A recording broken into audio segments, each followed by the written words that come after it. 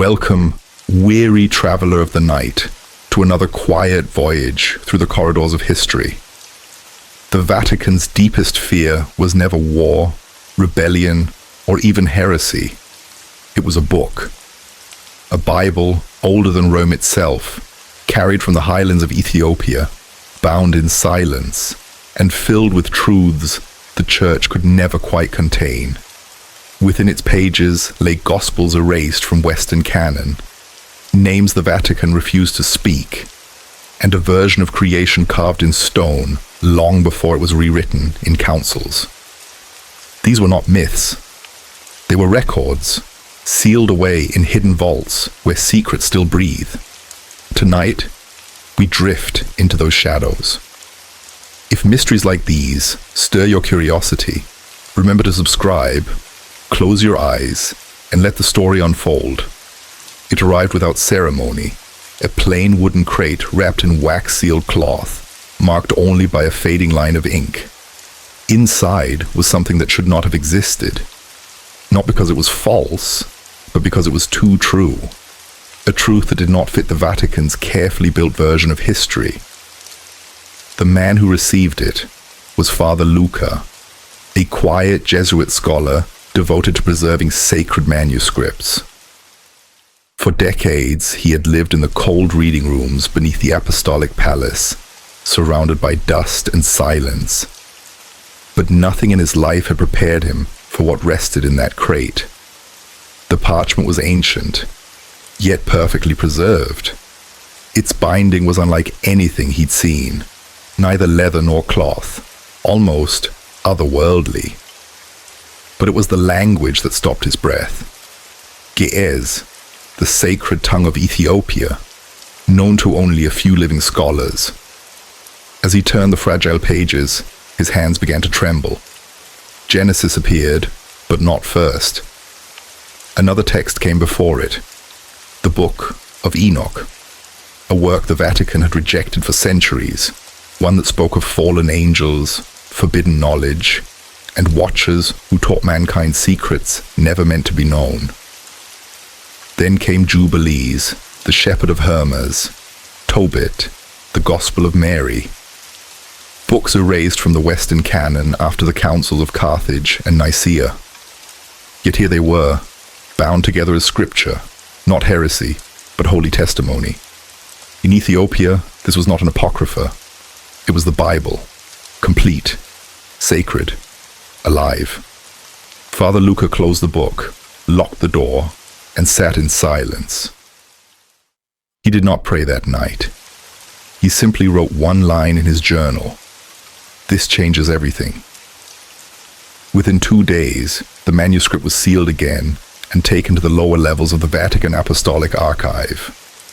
It wasn't destroyed or denied, only hidden, as if silence could erase its truth. Whispers spread that Father Luca disappeared soon after. Some said he was sent to a monastery in the Alps. Others, that he vanished entirely. The book was never catalogued, yet rumor says it still rests somewhere beneath the Vatican, not because it is dangerous, but because it reveals a truth too vast to explain. A truth older than Rome. A Bible written in Noentainesito shadows. A faith still alive in the mountains of Ethiopia. That night, rain whispered across the Vatican's marble courtyards. The guards barely noticed the lone figure pushing a small cart through the storm, its cargo hidden under a tarp. Inside the archive, oil lamps burned low, and the air was thick with silence. Father Luca waited in a narrow chamber, told only that something rare was arriving. The courier spoke no words, left a folder, and vanished. The note inside bore the papal seal, for eyes only, not to be copied, not to be entered into the index. A chill passed through him. He opened the crate. Beneath layers of straw was a book wrapped in red silk and tied with a simple cord. When he touched it, the room seemed to hold its breath. The writing shimmered with curves and symbols, the sacred script of Ethiopia. Turning to the middle, he found stories rewritten, voices restored. In this Bible, Enoch walked among angels. Mary spoke not as a vessel, but as a prophet. There was no revelation of John, only the apocalypse of Peter. The entire order of Scripture reversed, and at the final page lay a letter, unsigned, unfinished, that read, "If this is true, then our foundation is built on sand." That night, Father Luca hid the book deep within a forgotten chamber. No index, no record, only silence. By dawn, the Congregation for the Doctrine of the Faith had already been informed. The manuscript was now more than a discovery. It was a threat. We often believe that Rome was the beginning, the marble, the Latin prayers, the grandeur of St. Peter's Basilica. But what if the center of faith was never Rome? What if the earliest Christian stories were written not in Europe, but in the highlands of Africa? Long before papal crowns or councils, Ethiopia had carved its own sacred legacy in stone churches, in painted manuscripts, in chants echoing through mountains. The Ethiopian Bible predates the Latin Vulgate. It contains more books than any Western canon, complete, preserved, and read aloud for generations. Some say its story began with a queen, Sheba, who journeyed to King Solomon and returned not only with treasure and wisdom, but with something far more powerful. A child, Menelik. He would become Ethiopia's first emperor, carrying with him not only Solomon's bloodline, but his faith. And with that lineage came the most guarded claim of all, that Menelik brought to Ethiopia the Ark of the Covenant itself. The Vatican called it impossible, heresy, yet they never sought to confirm it. Instead, they left it buried beneath silence, while in Ethiopia, one monk still guards a chapel said to hold the Ark, a duty that lasts a lifetime. And so the silence endures. A silence older than Rome, older than the cathedrals, older than the councils that shaped the world's faith. Somewhere beneath the marble halls of the Vatican, a single book waits, wrapped in red silk, heavy with truth, reminding us that not all light shines from the west. Some comes from the mountains, where faith never forgot its first language. The greatest fear harbored within the Vatican wasn't war or heresy. It was a book. Not one forged in rebellion, but a sacred manuscript older than Rome itself. It came quietly from the mountains of Ethiopia, shrouded in silence, carrying voices the church had buried long ago. Truths too ancient, too untamed to be controlled. Its pages whispered of forgotten gospels, erased names, and a history untouched by councils or papal decrees. These weren't legends, they were records, preserved in ink and faith, sealed in vaults where secrets were not dead, only sleeping. Among these scriptures were stories Western Bibles had long left out. Tales of fallen angels, celestial journeys, and women not as bystanders, but as prophets and keepers of wisdom. Their origins weren't obscure. They traced directly to apostolic lineages, early threads of Christianity the Vatican had chosen not to follow. A single line in a letter by Father Bellini, a respected scholar, summed up the tension. This is not a deviation from our history. This is a different history altogether. That letter vanished after his death in 1968. Not every book inside the Vatican is equal. Some sit proudly behind glass. Others are never spoken of again. And then there are those few manuscripts, the ones that make even the walls seem to whisper. The question was never which Bible came first, but whose truth endured, and why the Ethiopian version, older than Rome, was hidden in shadow. Father Luca, seasoned and cautious, had seen countless texts in the depths of the Vatican library. But this was something else. The parchment was smooth, strangely warm to the touch. The letters were hand-lettered in gears, flowing red and black ink framed in gold, each page a work of reverence. And then he found it. The Book of Enoch, not a fragment, not a quote. The entire text, a revelation buried for centuries, now sitting silently between Genesis and Exodus, as if it had always belonged. Further in, Jubilees, Tobit, the Apocalypse of Peter. And then something unnamed, a gospel spoken in a woman's voice, steady and sorrowful. The handwriting suggested it was Mary, not silent, not passive, but a witness, a teacher, a bearer of truths too heavy for the apostles to carry. Father Luca's hands trembled. These were not apocryphal outliers. They were scripture, and in Ethiopia, they had been read aloud for generations.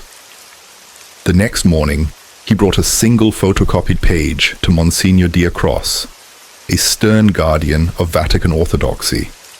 The older man read in silence, but at the words, "I saw the Son of Man clothed in light, and he wept for the world that would forget him." He tore the page in half and dropped it into the fire. "You never saw this," he said. "Speak of it again, and you will not see this library either." Father Luca said nothing.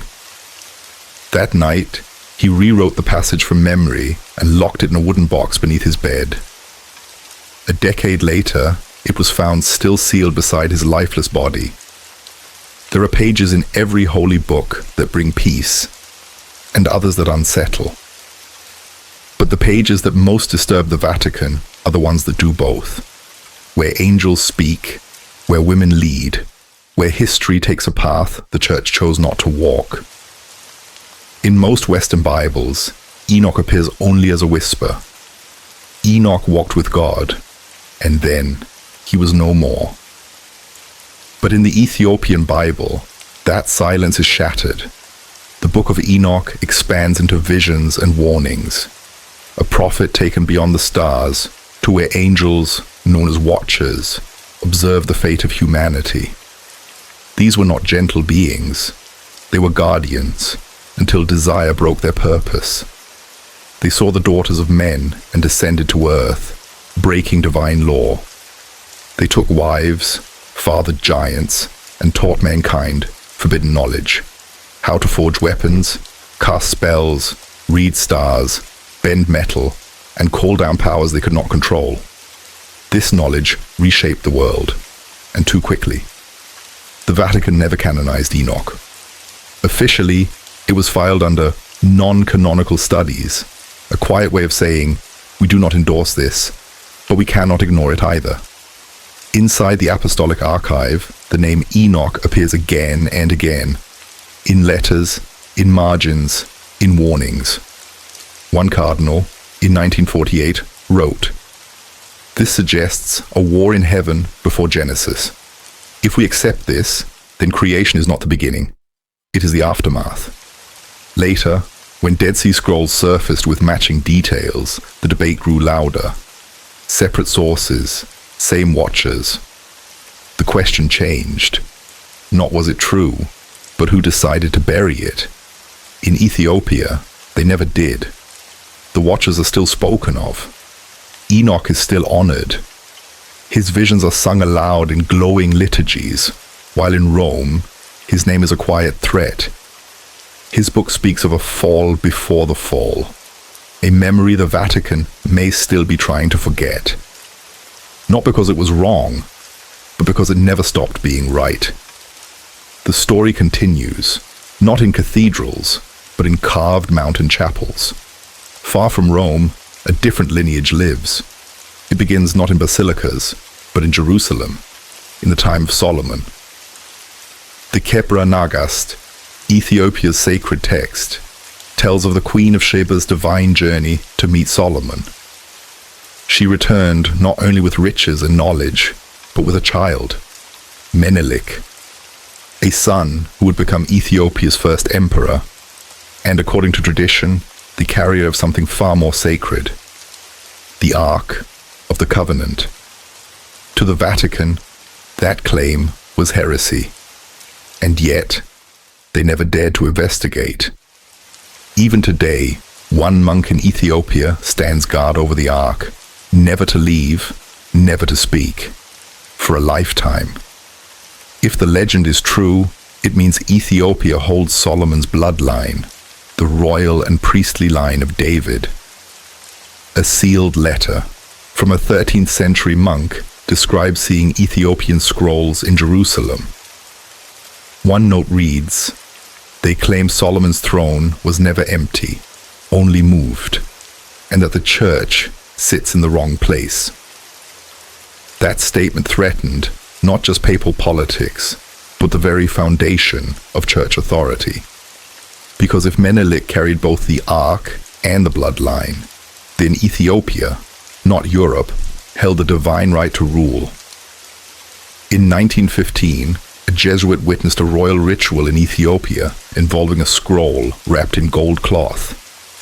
He was told it had been passed down from Solomon himself. He never saw what it said. A few years later, he returned to Rome and quietly left the order. The Vatican never banned the Kebra Nagast, but it was never welcomed either. It existed in silence, not forbidden, just never spoken of. Inside the Ethiopian Church, that silence was never accepted. Their faith never passed through Rome. It never needed to. Their sacred history was carved into stone, sung in chant, kept by monks who didn't read Latin and didn't kneel to popes.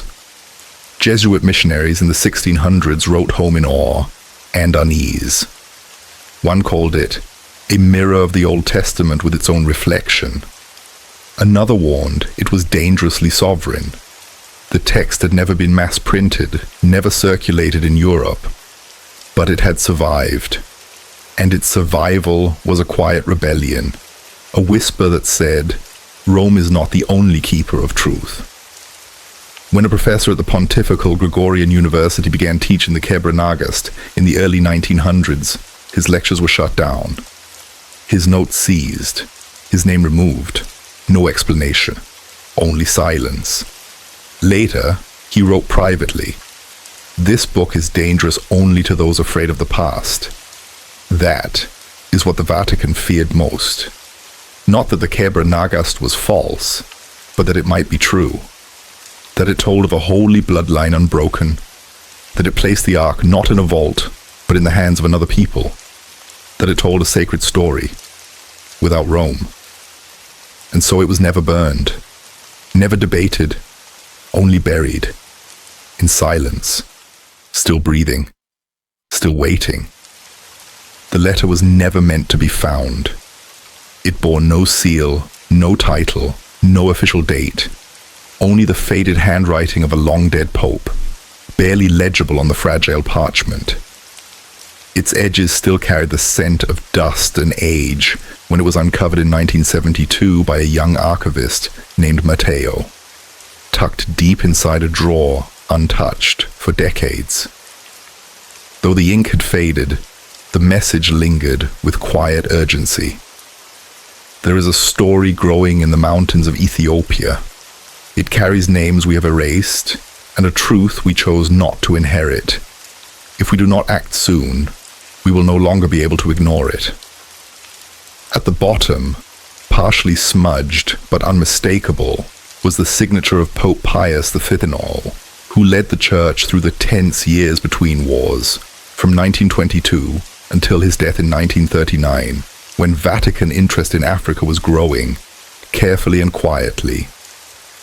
What troubled him was not rebellion or war, but the rising influence of a book, the Kebra Nagast, and its bold claims that Ethiopia carried the true bloodline of Solomon and guarded the Ark of the Covenant, not in legend, but in reality. The letter did not speak of violence. It spoke of fear, not of swords, but of stories. If these claims spread, the Pope warned, the Church's claim to universal truth would fracture. "We will no longer be able to say we are the first," he wrote, "nor the only." And so he gave discreet instructions: delay translation efforts, instruct missionaries to avoid open discussion of Solomon's line, and monitor any attempt to bring Ethiopian theology into church councils. Not a command of anger, but of caution, as if too much light might awaken what the Vatican hoped would stay buried. Years later, Matteo, the archivist who found the letter, died under strange circumstances. Healthy and young, he collapsed one morning outside the Vatican library, holding a folder of handwritten notes. The folder vanished. The letter was quietly returned to its drawer. The drawer was sealed. Officially, the letter never existed, but within the archive's whispered halls, some still speak of it, of a time when even a pope feared the truth, inside a book Rome never wrote. In 1624, a small group of Jesuit priests departed Rome on a mission approved by the pope. Their stated purpose was to foster friendship with the Ethiopian Church, to gently guide it toward communion with Rome. But their real assignment was more delicate: to investigate the whispers surrounding the Kebra, the Ark of the Covenant, and the claim that Solomon's bloodline still lived within Ethiopia's royal court. Disguised in plain robes, they traveled quietly, led by Father Antonio Fernandez, a soft-spoken man known for his loyalty and gift for persuasion. He had spent years studying Eastern liturgies, chosen not for his rank, but for his ability to listen. As they journeyed into Ethiopia's highlands, the letters stopped. Reports went silent. For over a year, Rome heard nothing. Then, without explanation, a Portuguese merchant appeared at the Vatican gates with a single message: they will not return. No investigation followed. No names were added to remembrance walls. The mission was erased, but not forgotten. Decades later, a smuggled Ethiopian manuscript surfaced in Alexandria, describing a debate beneath a mountain church where 5 foreign priests argued against the teachings of the Kebra. The manuscript doesn't name them, but it says one wept upon hearing the chants sung in Ge'ez over the ark. If true, then the Jesuits weren't lost to violence, but to revelation. They sought heresy and found a truth they could not deny. A buried Vatican report from 1687 contains a single chilling line: there are truths which, once seen, undo the men who see them. Ethiopia has one such truth. In the hills of Lalibela, monks still whisper of strangers who came, stayed, and left their Latin behind, remembered not as intruders, but as men who listened. The Vatican never sent such a mission again, not because the first failed, but because it succeeded. Lalibela is not a place that rises, it descends. Its churches are not built toward heaven, but carved into the earth. 11 monolithic churches shaped from solid volcanic stone, each hollowed from the top, down with no scaffolding, no wood, just prayer and chisel. According to legend, King Lalibela was shown a vision of Jerusalem while in exile and ordered the churches built with divine guidance. During the day, workers carved. At night, angels continued the work. In just 24 years, the churches stood, silent, hidden, and sacred. Portuguese missionaries reported these wonders to Rome in the 16th century, unsettling their superiors not just because of the architecture, but because of the rituals. Priests chanted in Ge'ez, burned incense deep below ground, and performed ceremonies older than anything in Europe. From above, the churches formed a pattern, a sacred geometry some believe mirrored both Jerusalem and the celestial order found in the Book of Enoch, a book the Vatican had long rejected. One Jesuit returned to Rome with sketches. He was told not to publish them. His notes were seized, dismissed, but they remain buried in the Vatican's restricted architecture collection. Years later, in 1964, a Vatican archaeologist visited Lalibela under a different project name. He claimed in private notes to have found ancient markings, symbols not Latin, but Hebrew and Coptic, and a sealed chamber hidden beneath one chapel. His final words: "It is not that these churches were carved in stone, it is that they were carved from memory." No Vatican response followed.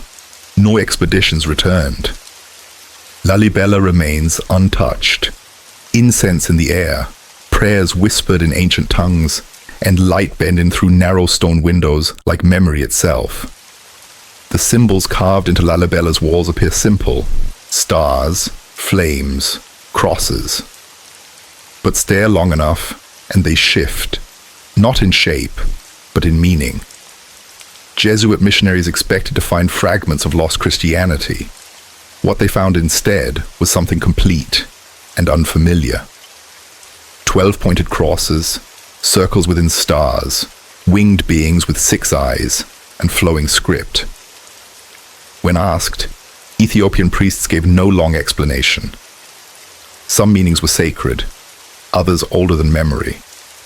Sketches of these symbols were sealed in envelopes and hidden in private archives. Over centuries, Vatican scholars tried to decode them. Some traced them to Jewish mysticism, others to ancient Egyptian Christianity. A few believed they aligned with the Watchers of Enoch, angels who broke divine law. None found certainty. In 1928, Father Gianni, a Vatican librarian, studied a hidden collection of Ethiopian manuscripts. One contained a symbol of 3 interlocking circles around a flame, marked with a word he had never seen. He sent a copy to the Doctrine of the Faith. Weeks later, he was reassigned. The manuscript vanished. A French researcher years later claimed he found the same symbol carved beneath the Vatican, near the ancient necropolis below St. Peter's Basilica. When he requested access, he was denied. No explanation. Only a note: area under restoration. In Ethiopia, however, the symbol is still touched by pilgrims before prayer. It is still drawn in margins, still trusted. In the West, a symbol must be defined. In Ethiopia, it only needs to be remembered. And that is what the Vatican cannot explain. Symbols that speak not to Rome, but to something older. Passed not through councils or decrees, but through silence and stone. In 1931, farmers near Lalibela discovered something strange while digging a water channel. A tunnel, perfectly cut, descending deep into the earth. Its walls were smooth, marked faintly with worn inscriptions in gears. No stairs, no doors, just a whisper of air leading downward. A curious boy, the son of a merchant, slipped inside with a torch. He followed it half a mile and found a hidden chamber beneath an old monastery. At its center stood a stone pedestal. On it lay a leather-bound book, not in gears, but in Latin. Decades later, now an old man, he recounted his story to a French historian. The book, he said, contained the notes of a European scholar, not a missionary, but a man who had come to study and never left. The pages described rituals identical to early Roman liturgies. Same prayers, same symbols, same mass structure. At the end of the manuscript was a final line: "I believe this tunnel once connected our 2 churches, before the councils, before the silence." In 1974, the Vatican made a quiet request to send a private team to Lalibela. The Ethiopian Church refused. "The passage is sacred," they replied, "not to be studied, only remembered." The Vatican did not press the issue. Today, the tunnel remains sealed, covered by vines. But among the older priests of Lalibela, a saying endures: spoken only in prayer. The church was never divided by land, only by memory. And perhaps, deep beneath the earth, still hidden from popes and kings, a doorway remains, carved not in conquest, but in peace.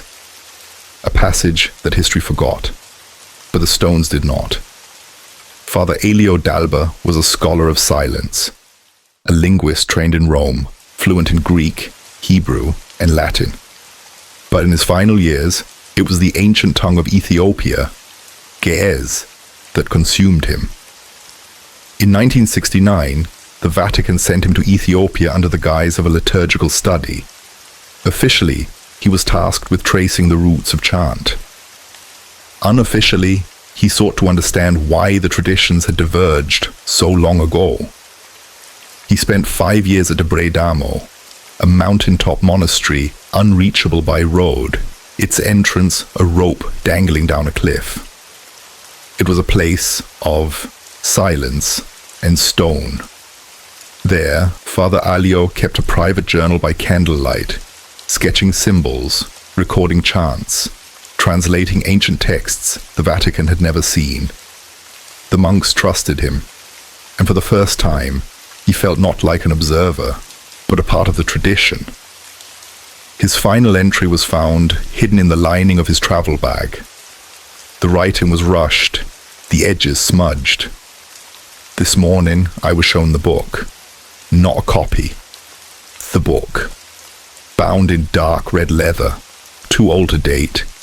Its pages smelled of frankincense. The monks call it the memory of fire. It is not to be read, only heard. They sang it to me. A liturgy not found in any Vatican archive. It speaks of a time when all churches were one. Before language, before power. A covenant not broken, only moved. At the bottom, in both Ge'ez and Latin, the ark was never lost, only hidden. 3 days later, he was found kneeling at the cliff's edge, silent, peaceful, his journal missing. The Vatican made no mention of his work. The monks gave no explanation, only a blessing in Ge'ez. Some believe he found peace. Others believe he found something more, a truth too sacred for Rome, too vast for paper. And perhaps that was what frightened the Vatican most. Not that he lost his faith, but that he finally found it. He was welcomed with quiet courtesy.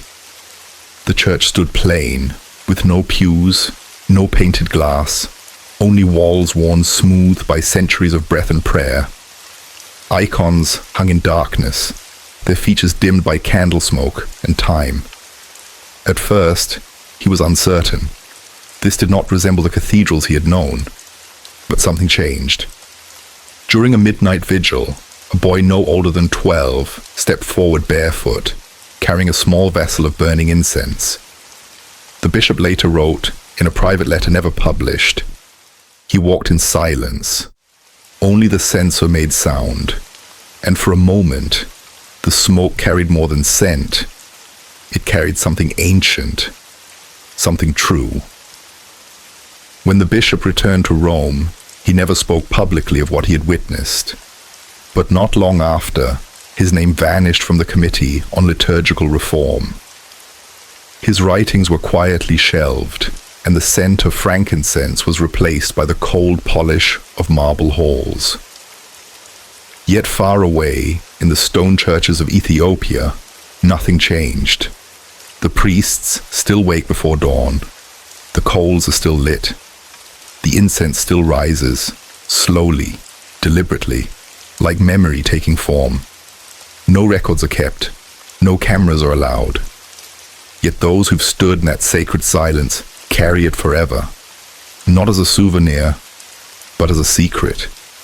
Because in the scent of stone and smoke, there is something deeper than ritual. It is the aroma of a story older than Rome, still burning in the dark where words fall away, and only memory remains.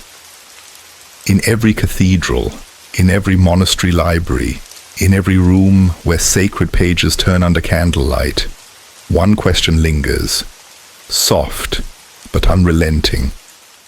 What is canon? And who decides? Canon is more than a list. It is a boundary between truth and heresy, between what is preserved and what is erased. It is the official voice of a faith, sealed in ink and guarded by power. But behind that voice, others whisper, voices asking whether the canon was ever complete. In the West, the canon of the Bible was fixed at the Council of Trent in the 16th century.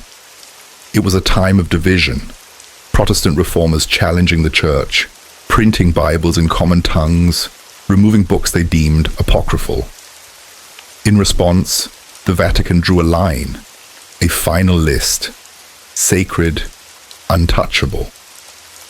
But few acknowledge how late that list came. For over 1,000 years, Christian communities held different books as holy. Some revered Enoch, Jubilees, the Gospel of Mary, and the Shepherd of Hermas.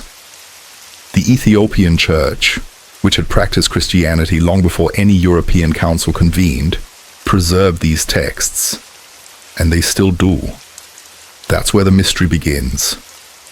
When Jesuit scholars first arrived in Ethiopia, they expected simplicity, perhaps echoes of Rome. Instead, they found something older.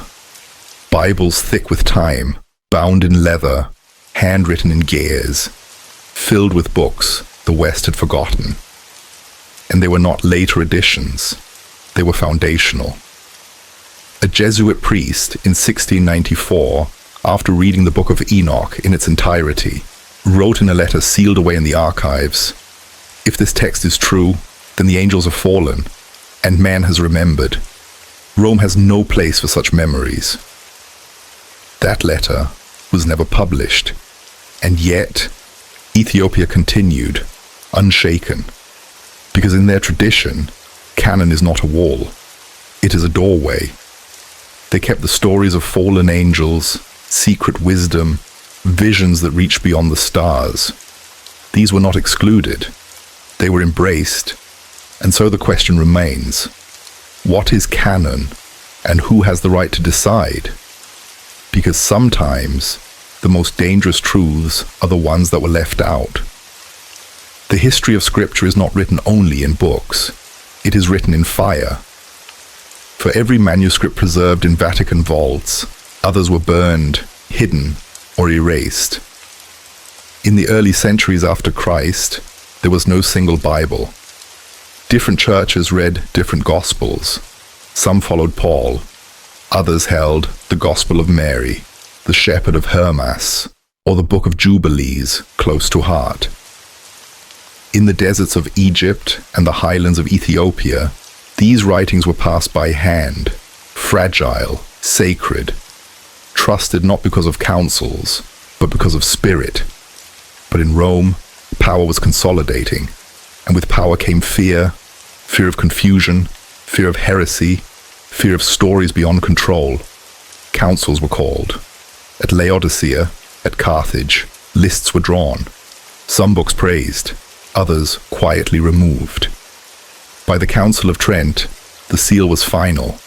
Outside texts were declared forbidden. Apocrypha, heresy.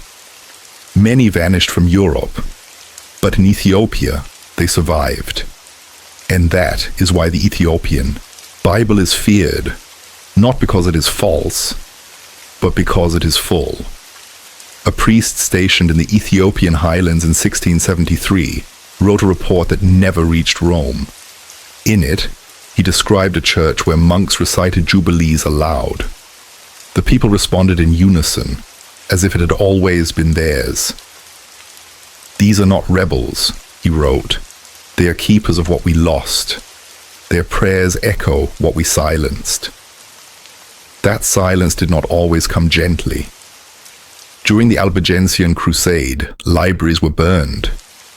During the Inquisition, unapproved Gospels were seized and destroyed. In Italy, texts were locked away with warnings never to be opened. And yet, even in the Vatican, some of these forbidden books remain, hidden, not studied, sealed with red wax, labeled in Latin, non videre, non legere, do not look, do not read, but the fire never reached Ethiopia. Their books remained, and now they reveal not a flame that destroys, but a flame that remembers. She was there, at the cross, at the empty tomb, in the upper room where the wind moved like breath. Mary Magdalene, called in whispers, the apostle to the apostles. But over time, in the West, her voice faded, until it was gone, but not everywhere. In a quiet monastery near Lake Tana, one book remained. It was not of Peter, not of John. It was the Gospel of Mary, bound in leather, inked by hand, read aloud by candlelight. In this Gospel, Mary is not silent. She teaches. She sees visions. She speaks of the soul's journey after death. And she is questioned, not by enemies, but by the disciples. Peter asks, "Why would the teacher speak to you in secret?" Mary replies, "Not with power, but with peace." Her voice holds no anger, only sorrow, as if she already knows. She will be forgotten. In the early 1900s, a version of this gospel, in full, was found in Ge'ez, not a fragment, a living text. A missionary named Father Lucien heard it sung during a service.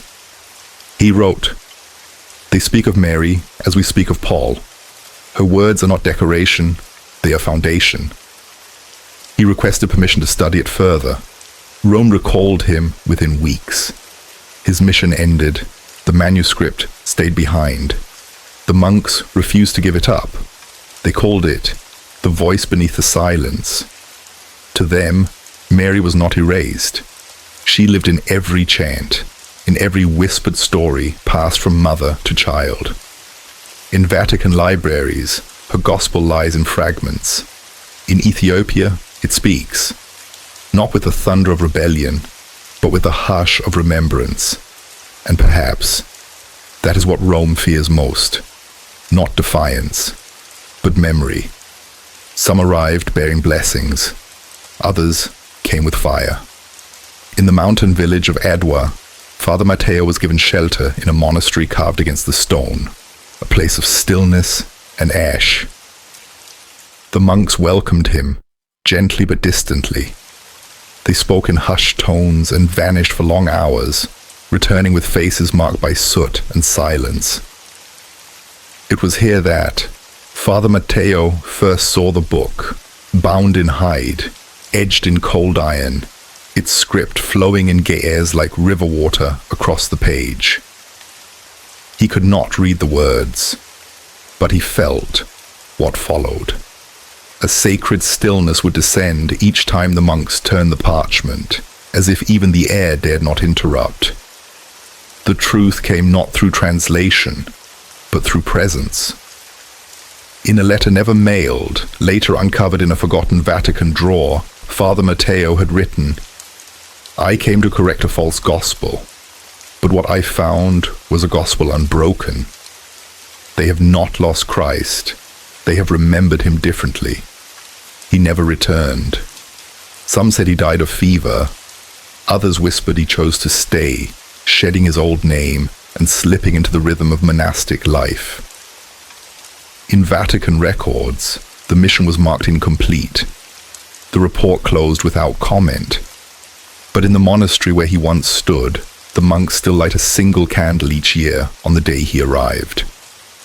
No prayers are spoken aloud in that room. Only the pages of the hidden book are turned, quietly, unaltered, remembered. Elsewhere, the city of Aksum was quiet that morning. The stone stele stood frozen under the soft Sunday sun, casting long shadows across the empty streets. The smell of earth, coffee, and incense hung in the air, unchanged by time. But at the eastern gate, under a crooked fig tree, 2 men waited. One wore the white robes of an Ethiopian monk, the other the dark cassock of a Vatican envoy. Their names were not recorded. Their meeting appears in no archive. Yet what passed between them changed everything. Some say the monk had once been a priest in Rome, vanished during a mission, and later seen again, altered by silence. Others claim he was a guardian of the Ark, bound by vows older than papal seals. The envoy, Father Aldo Marchesi, had come under strict orders. Retrieve a set of manuscripts said to contain scripture long removed from the Western canon. But Rome feared more than theology. It feared recognition that the Ethiopian Church was not Rome's branch, but Rome's equal. In private notes found after his disappearance, Father Marchesi described a midnight meeting in a chapel on the city's edge. The monk showed him a manuscript, wrapped in linen and sealed in wax. Its prayers unlike anything Marchesi had ever read. They spoke of a world where heaven and earth walked side by side. Christ appeared not only in Galilee, but along the Red Sea. Apostles bore different names. There was no supremacy of Peter, only unity, broken. The next morning, Marchesi returned with 2 guards. He demanded the manuscript. Calmly, the monk refused. What followed remains uncertain. By sundown, the book had vanished. The chapel was locked, and Marchesi's guards were seen leaving with a case wrapped in heavy cloth. That night, the envoy disappeared. Some say he fled, shamed by what he had done. Others claim he never left Exum, that the manuscript he carried was not what it seemed, that the silence of the monk had not been surrender, but a warning. The Vatican made no statement. In official ledgers, Marchesi was quietly listed as transferred without assignment. The case was never found, but the fig tree still stands, and each year locals lay stones at its roots, not in mourning, but in remembrance. A reminder that even in places of deep faith, trust can fracture, and some things taken cannot be carried. In the hidden corridors of the Archivum Secretum, behind drawers with no names and shelves forgotten by time, rests a bundle of letters tied in silk ribbon. No seals, no official stamps, no replies. They were written by Father Domenico Fina, a Jesuit sent to Gondar in the late 1700s. His task, like so many before him, was to observe Ethiopian rites and report doctrinal errors. But as days became seasons, the purpose of his mission quietly unraveled. He began writing to the Jesuit Superior General, the one often called the Black Pope. These weren't formal reports. They were confessions, quiet, desperate reflections from a man who had seen too much. He described liturgies older than anything in Rome, children reciting psalms from books never translated into Latin, icons of Christ marked with stars, wings, and interwoven circles. In a letter dated March 5th, 1758, he wrote, "I no longer believe we were sent to correct them. I believe we were sent to prevent them from correcting us." But none of the letters were ever mailed. They were found in 1954 behind a false panel during renovations, hidden so deliberately that archivists mistook the space for part of the wall. Inside the satchel was a single wax-sealed letter, not bearing any Vatican crest, but a symbol, 3 interwoven crosses. That letter described a private meeting with a high-ranking Ethiopian priest who showed Domenico a page from a codex long believed lost in the West, the book of the mysteries of the heavens and the earth. The priest had said, "Rome removed truths. We hid them, not in fear, but in faith." The letter ended with a single line. "If this truth is ever known, it will not be through argument, but through remembering." Why were the letters never sent? Was he silenced? Or did he choose silence himself, knowing some truths are too sacred for paper? The Vatican never spoke of the satchel. It was returned to storage, untitled, unread. But the letters remain, and within their silence, a voice still whispers, not of defiance, not of rebellion, but of something older, something unbroken, On a quiet morning in May 1937, the air above Debre Libanos stood still, as though the earth itself held its breath. The monastery, nestled in cliffs north of Addis Ababa, had stood for centuries as a refuge of memory and prayer. That day, over 2,000 monks, deacons, and pilgrims gathered in peace for the annual commemoration of its founding. But peace would not last. Italian forces under General Pietro Maletti surrounded the site. They claimed a plot had been uncovered, a supposed connection between the clergy and an assassination attempt on the Italian viceroy. Rome offered no objection. The Vatican gave no protest. The massacre began. By dusk, the hillside ran dark. The monks, many elderly, some only boys, were lined up and executed by the river below. Their names were not recorded. Their bodies were thrown into the gorge. Among the dead were 3 scribes working on a rare illuminated codex. It was said to contain passages from Baruch, Tobit, and Enoch, as well as a commentary, a warning about Rome's manipulation of scripture. The codex vanished. No effort was made to find it. No Vatican envoy was sent. But decades later, a Red Cross nurse wrote of a soldier seen leaving the site carrying a bundle bound in leather, stained with ash. When asked what it was, he replied, "A book, one they died to protect." To this day, Vatican archives hold no record of the massacre. Debre Libanos appears only in fragments, marked with phrases like sensitive and unconfirmed. But in Ethiopia, it is remembered. Each year, monks return to that ground. They light candles not only for the lost, but for the missing. They believe the codex survived, hidden by a novice, passed down through silence, not as rebellion, not as revenge, but as preservation.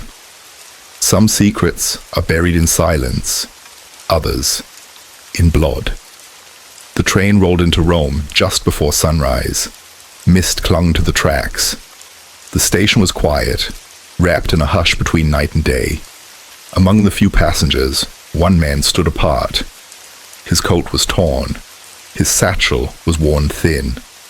His collar, once stiff with priestly pride, now hung limp. Father Luca Benedetti had returned. He had been gone for 5 years, sent to Ethiopia by the Congregation for the Propagation of the Faith. His mission: build unity, clarify doctrine, and retrieve certain texts spoken of in Vatican corridors only in whispers. Texts said to reveal gospels, scrolls, and prophecies still alive in the desert, untouched by Rome. He was chosen not for boldness, but for obedience. But something had changed. No one met him at the station. No bells rang. Only a young clerk from the archives handed him a letter. Report immediately. No delay. He did not go. Instead, he returned to his quarters near the Lateran Palace. He drew the curtains, lit a candle. From his satchel, he removed only a small folded cloth. Inside, a single sheet of vellum, its ink in Ge'ez, its edges soft with time. At the bottom, a symbol, 3 crosses enclosed in a circle. He placed it on the table and stared for hours.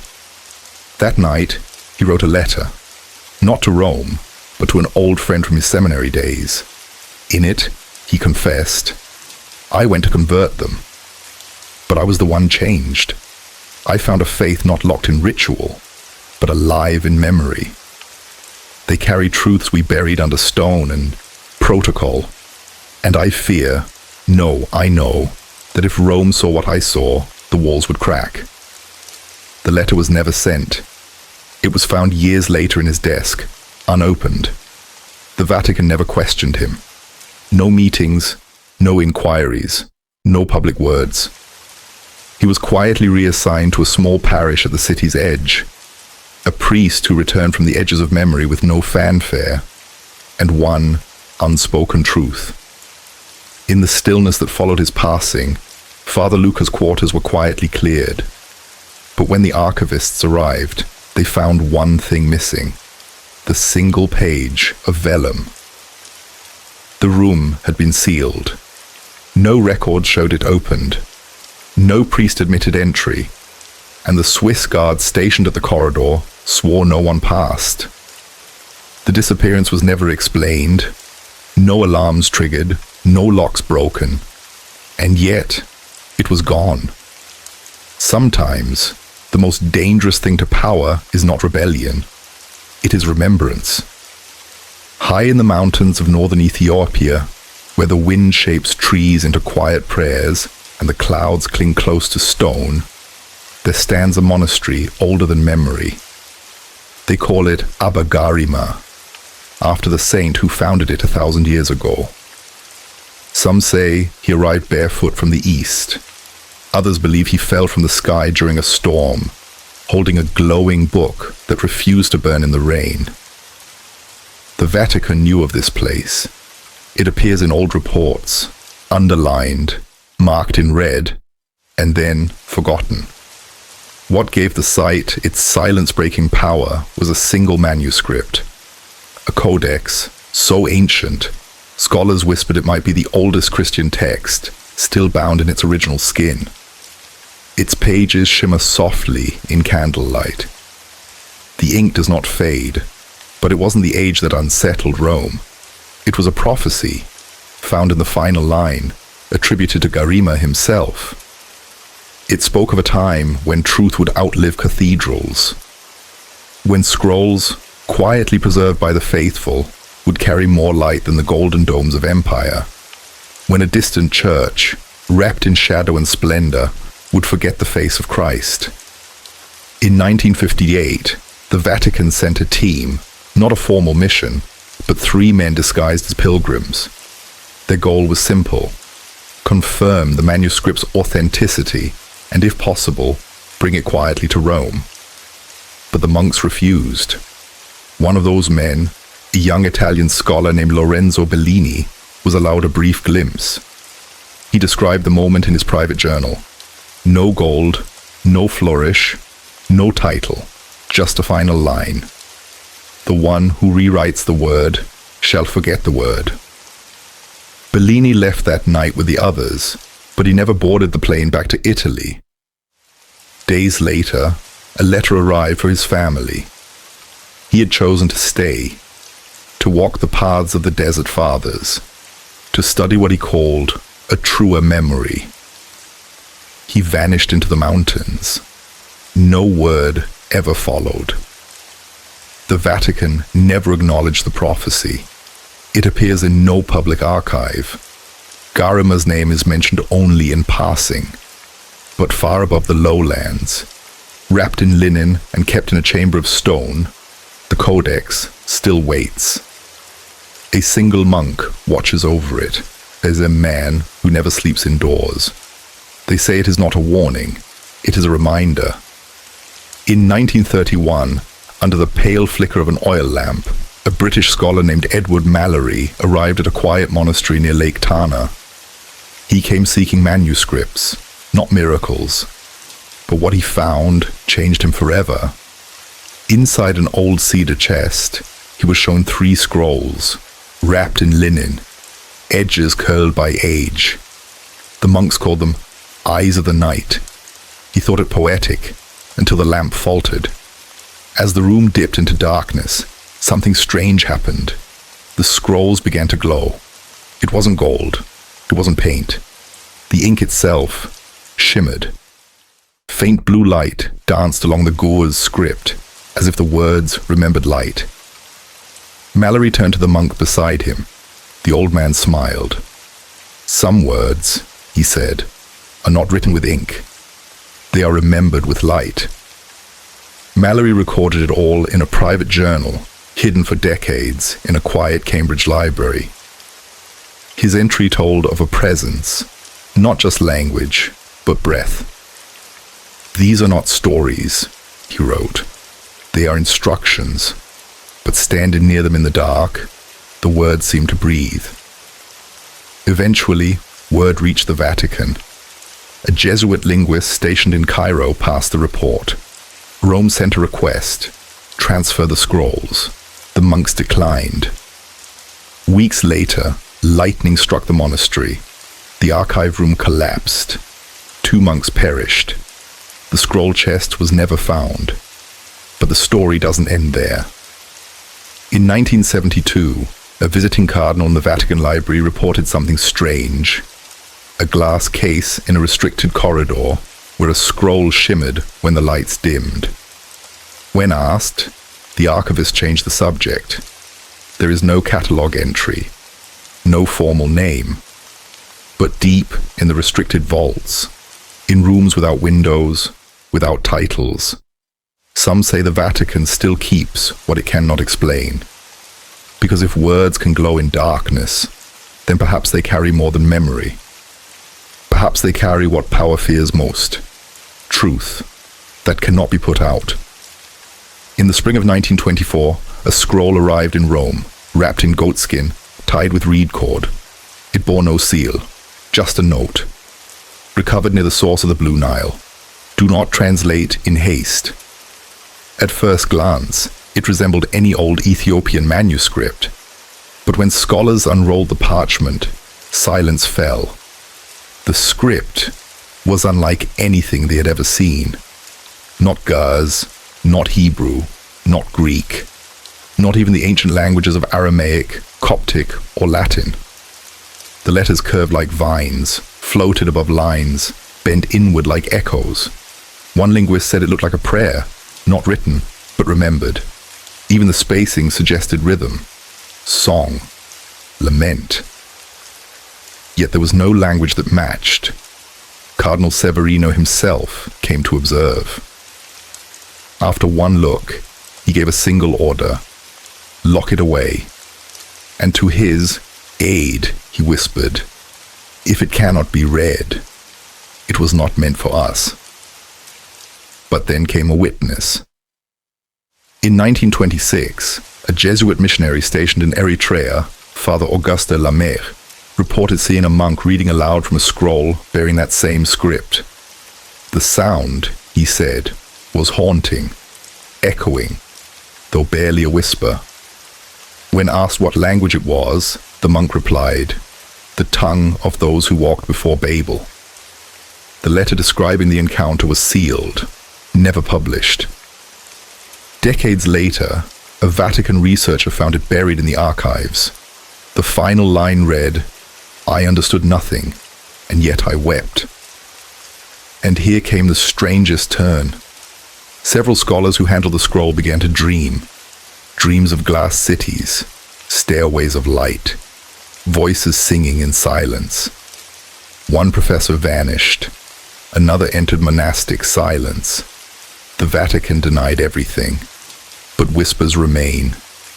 In the darkest vaults, some say that scroll is not locked away to be translated, but to be forgotten, because it does not speak to the mind. It speaks to a memory older than scripture, older than time, a language carried not in parchment, but soul to soul. In the cold winter of 1963, a small crate arrived in the Vatican, from Addis Ababa. No seal, no title, just one line, Archivum Secretum, handle with reverence. Inside was a book, heavy, covered in a strange material that defied naming. Not quite leather, not quite cloth. The archivist who first unwrapped it described the sensation as skin that remembered being alive. There was no title, no crest, only a faint impression on the front, a handprint, faded as if someone long ago had touched it and never returned. The Vatican labeled it only as CEX Obscura, Item 4, a placeholder. But among the scholars, it came to be known as the Flesh Gospel, and this was only the beginning. She reported that the tissue matched human DNA, not from one person, but possibly several. That report never saw the light of day. Soon after, her lab burned to the ground. No one was harmed, but the samples were lost forever. And yet, the mystery did not end with the skin. Within the codex were passages with no known origin. They referenced visions from the Book of Enoch, cryptic dreams, lost prayers, fragments written in Ge'ez, but absent from any known manuscript. One spoke of a gate buried in the desert, a place where angels no longer serve, but wait. Another told of watchers who descended, not fallen, but sent, to warn, to teach, to remember. But the passage that unsettled the scholars the most was something else entirely. It described a ritual, a way of knowing that bypassed words. Knowledge, it claimed, was absorbed by touch. The reader was to place their hand on the cover and listen, not with ears, but with the bone behind the breath. No one ever admitted to trying, except perhaps one man, Father Roberto Cella. He was found in his chambers days later, surrounded by melted candles and torn pages. He had written the same phrase over and over. It is not dead. It is only waiting. The Vatican removed the codex from all records. Today, it rests in a sealed vault deep beneath the Apostolic Palace. Officially, it does not exist. The crate it arrived in was destroyed. The archivist who handled it, reassigned to South America, quietly, permanently. Still, the legend lingers. Some whisper the book was bound in human skin not to honor the dead, but to contain what lived inside. That it is not merely a manuscript, but a vessel. And if ever opened fully, not with hands, but with belief, it may speak again. The only question is, to whom? In the year 1939, as the world outside braced for war, a quiet discovery unfolded beneath the marble floor of the Vatican Library. Brother Anelmo, a monk skilled in restoration, was tasked with preserving a bundle of old parchments pulled from an unmarked crate. The pages were delicate, yet strangely untouched by time. What caught his attention first wasn't the ancient Ge'ez script, but the ink. It shimmered faintly, like wet paint clinging to stone. And though the manuscript was believed to be over 1,000 years old, the letters never faded, no matter the light, no matter the handling. Brother Anelmo called it the ink that breathes. Vatican conservators examined it under magnification. It contained no trace of soot, gall, or iron. And when held beneath candlelight, it glowed, softly. But in sunlight, it dulled. Left alone in darkness, it pulsed with a faint blue hue, as if it remembered being read. One phrase, centered on a page in larger script, caught immediate attention. The truth preserves itself in fire. Once recorded, the manuscript vanished from circulation. But not before an Ethiopian scholar, Tezgen Yohannes, sketched the phrase. Brought in quietly by a sympathetic Jesuit, he was dismissed from the project the next day. Days later, his guest room near the Tiber was empty. No struggle, no sign of departure, only a torn page under his pillow. 2 years later, during an unrelated cataloging project, a Vatican researcher uncovered something uncanny. The same 5-word phrase, written in the same ink, in a different codex. This one had never left Ethiopia, separated by oceans, by centuries, and yet identical. The ink, it seemed, was more than material. It was memory. To this day, the Vatican refuses to comment on the manuscript, but whispers say it's now locked away in the Archivum Secretum, sealed in a lead-lined container, far from all light, not to protect it from the world, but to protect the world from it. Brother Anelmo passed away in 1952. His final words to the librarian beside him were soft. It is not that the ink cannot fade. It is that the truth remembers. They say the Ark of the Covenant was lost to war, swallowed by fire and myth. But in the northern highlands of Ethiopia, shaded by ancient fig trees, stands a chapel guarded by one man. He does not leave. He does not speak. His entire life is sworn to a single purpose, to guard the Ark. Not a replica, not a symbol. The Ark. According to Ethiopian tradition, it was brought to Axum nearly 3,000 years ago by Menelik, son of King Solomon and the Queen of Sheba. Not stolen, but given, with heaven's blessing. Carried across deserts and mountains, hidden in the highlands, and protected ever since by a single guardian. Rome never recognized the claim, but it never stopped asking. In the early 1900s, a quiet series of Vatican envoys made their way to Ethiopia. Their reports were never public. One letter, now sealed in the Vatican vaults, was written by Father Bartolo Gusti. In it, he described the chapel from a distance and the strange feeling that lingered near it. He did not enter, but he wrote, "The ground itself remembers." Rome's unease was never just about the Ark's existence, but what it meant if it had never belonged to them. The Vatican had built its narrative upon relics, bones of saints, splinters of the cross, thorns from the crown, all tightly guarded, all used to anchor power. But the Ark, that was different. The Ark was the voice of God. If it rested not in Rome, but in Axum, the story would crack. In 1937, during the Second Italo-Ethiopian War, Italian soldiers under Mussolini approached the chapel. They stopped at the gates. They never went in. One soldier later claimed to hear thunder, though the sky was clear. After that, the Vatican's interest went silent. No more missions, no more letters. But the chapel still stands. The guardian still watches. No photos exist of the interior. No Western scholar has ever verified what lies within. But in the Vatican's deepest archives, behind a drawer with no label, is said to be a folded map of Axum, and a single word written across it. Returned. Behind stone walls in Axum stands a small cathedral.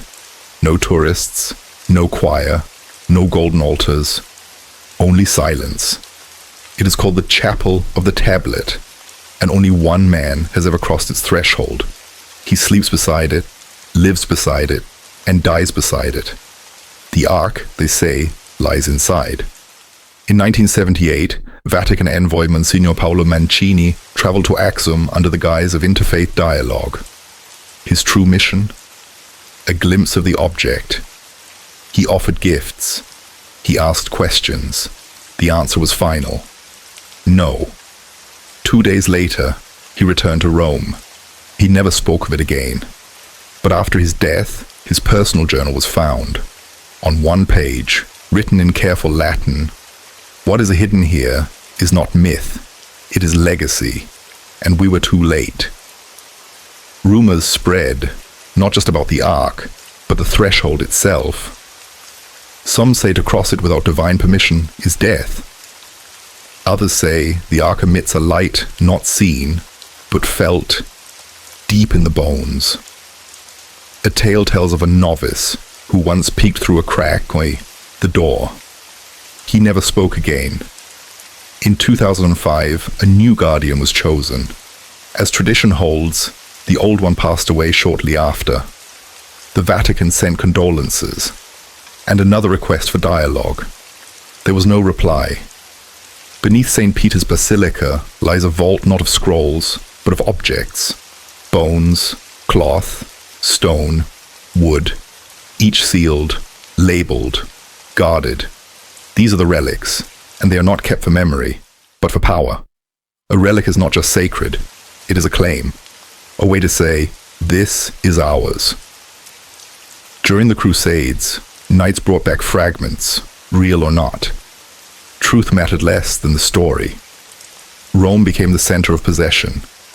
But far away in the east was Ethiopia, with its own relics, its own truths, and a silence that says more than words ever could. No relic sealed within the Vatican's deepest vaults could rival the silent dread that surrounded an object said to once carry the voice of God. It was a fear unspoken in public, yet behind locked doors, anxious meetings were held, letters dispatched, and quiet envoys sent beyond borders. One record from 1954, found in a private collection, contained a single line from a troubled cardinal. Ethiopia's relics hold a story older than ours. The phrase was underlined twice. Not long after, a secret delegation was sent under the guise of diplomacy to the court of Haile Selassie. But their true purpose was far from ceremonial. They were there to catalogue what could not be publicly acknowledged. They returned with empty hands, yet their eyes betrayed them. One member left the clergy soon after, never to speak of what he saw. Today, though the Vatican's vaults remain sealed and full, something within has shifted. Among the oldest containers in the most secure chamber rests an empty reliquary. No label, no inscriptions, only a fading Latin phrase etched into its base. Taken before us, never returned.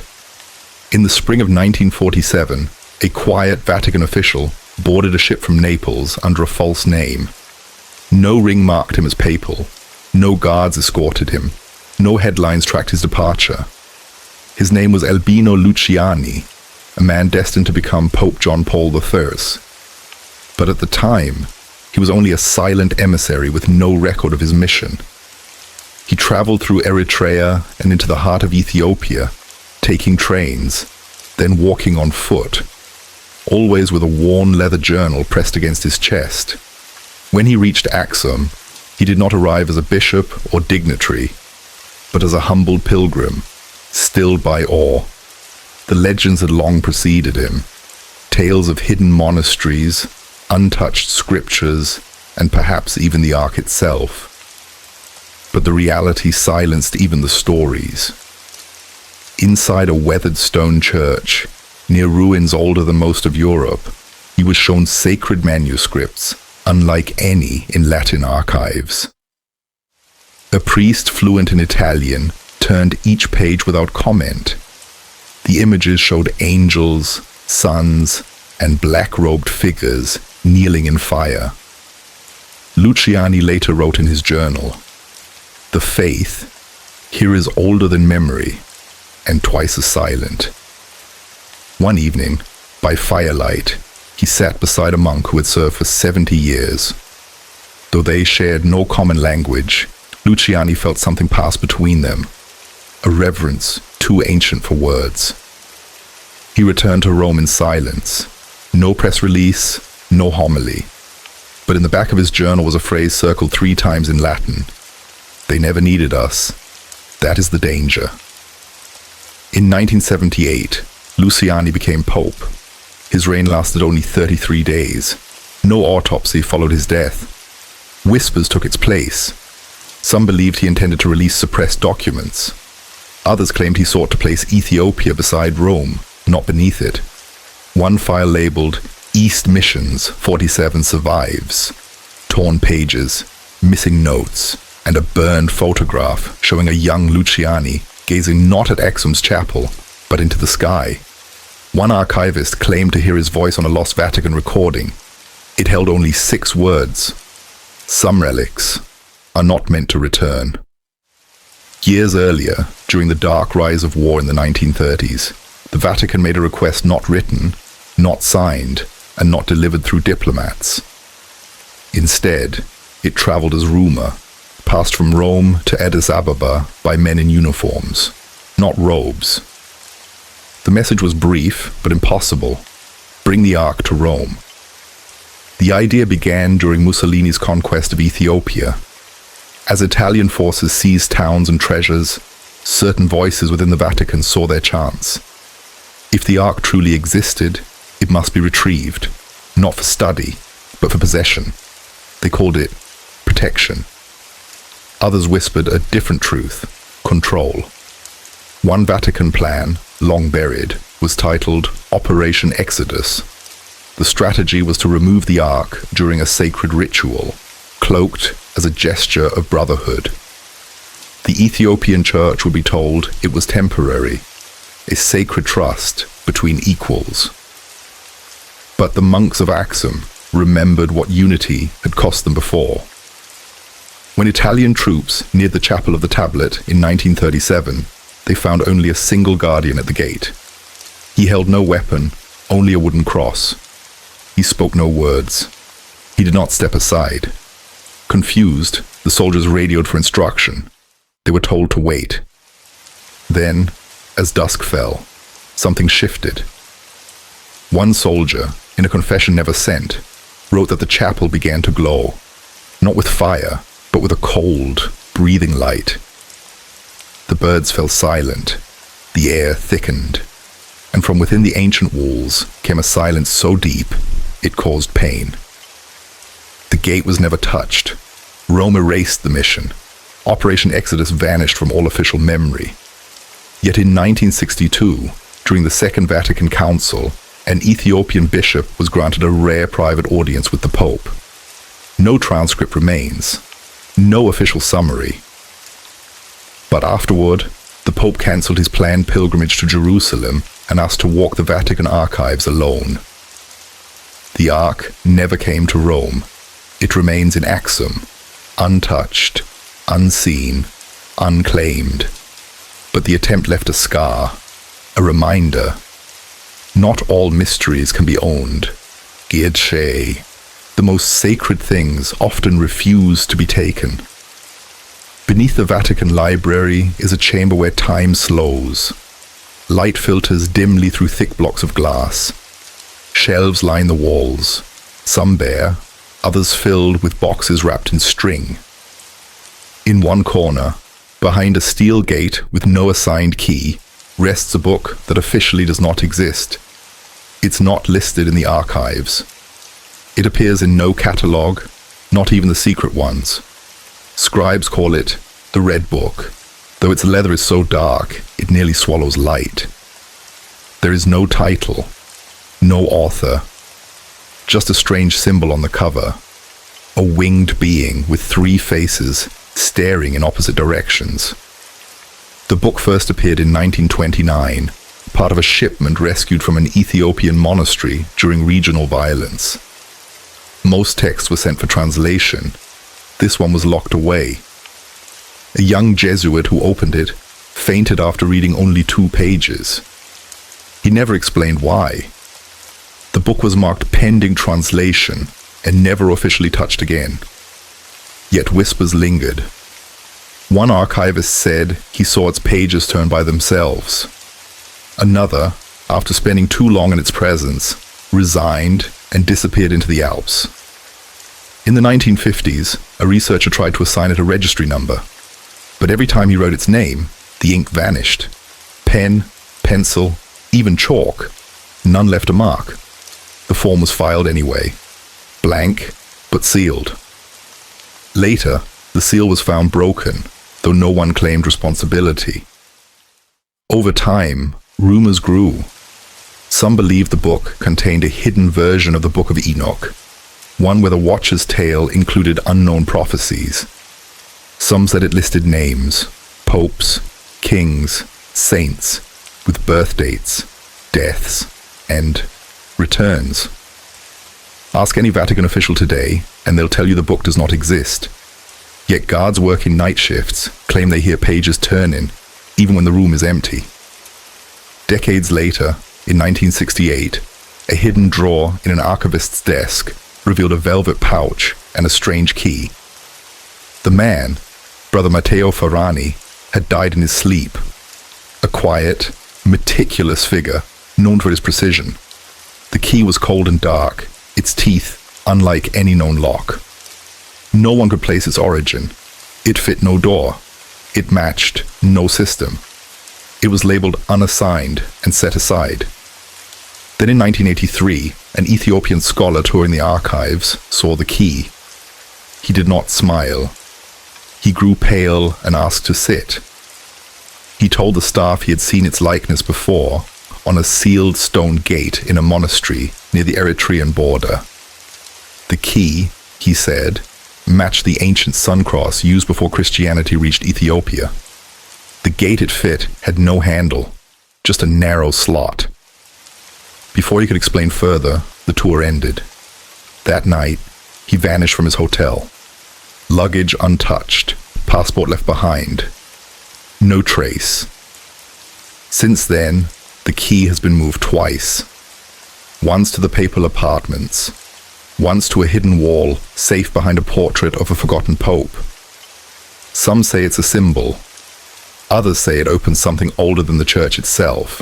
Whispers tell of a place beneath the catacombs, deeper than the tombs, a sealed room with no name, a door no one remembers, waiting for one key, for one truth the Vatican never wished to face.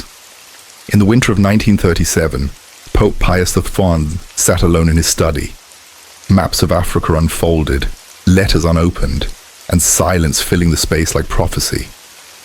Outside, Rome stirred under a restless sky. Italy's legions had marched deep into Ethiopian soil, and with them came whispers of relics, of gospels unseen by Western eyes, of churches carved in silence and stone. One evening, as the Vatican's lamps burned low, a single file bound in twine was placed upon the Pope's desk. It bore no seal, only the words, "Urgent, eyes only." The report had come from a Jesuit stationed near Lake Tana. Within were faded sketches, fragments of a journal, and a translated scroll discovered deep in the highlands. The words, written in ancient Ge'ez, spoke of a prophecy, a black lion, a city of stone, a lost gospel buried beneath the hills. One line had been underlined in red ink. When Rome touches what it does not understand, the fire will rise. Pope Pius V read the line 3 times before asking for the door to be locked. He was a man of order and study, faithful to knowledge, but cautious of what it could unravel. The Vatican had always collected secrets. Some were legends, others were something more. This scroll, authenticated by scholars, held ink that predated Christ. The parchment aged as only 2,000-year-old skin can. And the message was clear. It spoke not of a Messiah from David's line, but from the union of Solomon and the Queen of Sheba. It placed the ark not in Jerusalem, but in Axum. It told not of a church built on Peter's bones, but one born from a covenant in the green highlands of Africa. That night, the Pope gave a quiet order: close the Ethiopian file, move the scroll to the vault. No research on Ethiopian prophecies, relics, or scriptures was to continue without direct approval from the Holy Office. The next morning, a new classification was added to the Vatican archives. It was called Index Sanctus Obscura, the Index of Hidden Holy Things. Years later, after the Pope's quiet death in 1939, his private papers were reviewed. The Ethiopian file was gone. Only one note remained, pressed between the pages of his Bible. What we silence today may return in fire tomorrow, but let the Church be spared that reckoning. No pope has ever reversed his decision. She was called Ababa, flower in the old tongue, a healer, a mystic, a woman who, they said, spoke with angels. Her life unfolded in the soft hills near Lake Tana in the late 1700s. Locals called her blessed. Some claim she raised the dead. For a time, even Rome considered her name for sainthood. In 1821, a Jesuit letter arrived in the Vatican, hand-carried across deserts and seas. It described Ababa's visions, her ability to recite, verses unknown to Rome, scriptures long lost since the 2nd century. She spoke in Ge'ez. Yet her words mirrored Christian texts erased from canon. Intrigued and uneasy, the Vatican dispatched Father Lorenzo Deonte to investigate. Disguised as a pilgrim, he arrived with a scribe and linguist. What he found was not a fraud, but a woman wrapped in stillness. She lived in a stone cell. No crown, no title. Only candles, scrolls, and silence. Pilgrims came from miles just to touch her feet. Lorenzo's leather-bound journal, now buried deep in the archives, described her as possessed by a clarity unlike any nun or mystic I've known. He recorded her healing of a dying child, who later whispered, "The fire has passed." What troubled the Vatican was not her sanctity, but her knowledge. She spoke of apostles erased from Rome's memory. She claimed the first altar was not in Rome, but in Axum. And she spoke of a black book, buried beneath a ruined monastery, sealed with gold. The canonization process was quietly opened, and just as quietly buried. Witnesses recanted, testimonies vanished. Father Lorenzo returned to Rome and fell ill. He died before delivering his final report. Only one page survived, found years later sewn inside his satchel. It read, "She was too close to the truth. Not for our time, not yet." Abiba's name was erased from the canon, but her tomb is still visited. Her cell remains untouched, and every year, on the day of her death, a chapel bell rings, without a hand. She is remembered only in whispers, as the saint who nearly was. His name was Brother Matthias, a quiet man with a quiet duty. For over 30 years, he served in the Vatican's Archivum Secretum, where the oldest secrets sleep. His task was simple: maintain the sealed volumes, monitor the parchment, file the forbidden. He never asked questions. But near the end, Matthias began to speak of dreams. At first, to no one. Then to the night guard. He dreamed of mountains without names, of stars burning blue, of a voice speaking in a tongue he had never learned, yet understood. Each time, he awoke with the same message in his heart. The flame is in the soil. In winter 1978, Matthias arrived late, pale, trembling. He asked for access to Vault C, a chamber known only to the highest clergy. Inside lay fragments of early Christian sects, too strange or dangerous for the church's story. One red leather codex, forgotten, caught his eye. Its symbols mixed Ge'ez with something older. No title, no author, just ash-colored script and fragile light. Matthias opened it, without permission, and later claimed he saw light between the lines. Not just ink, he whispered, but light. A message burned into the page. He was dismissed, the codex resealed. But 3 weeks later, he was found barefoot in St. Peter's Square, robes torn, speaking Ge'ez aloud. The book is not lost. The soil remembers. The next day, he vanished. No letter, no trace. The Vatican never spoke his name again. But in the Vault C logbook, his signature remains, shaking, faint. Matthias, for the light beneath the stone. No one has opened the book since. In a chapel deep in Ethiopia's highlands, a prayer rises, not to a distant heaven, but to a Christ whose breath was warm, whose feet touched soil. To the Ethiopian faithful, Christ is not just divine. He is living flesh, mystery wrapped in skin. Not metaphor, but matter. Long before the councils of Rome debated the nature of Christ, Ethiopia held to a belief passed not in dogma, but in song, scent, and silence. They believed God did not appear as man. He became man, indivisible, fully one. In 451, the Council of Chalcedon declared otherwise.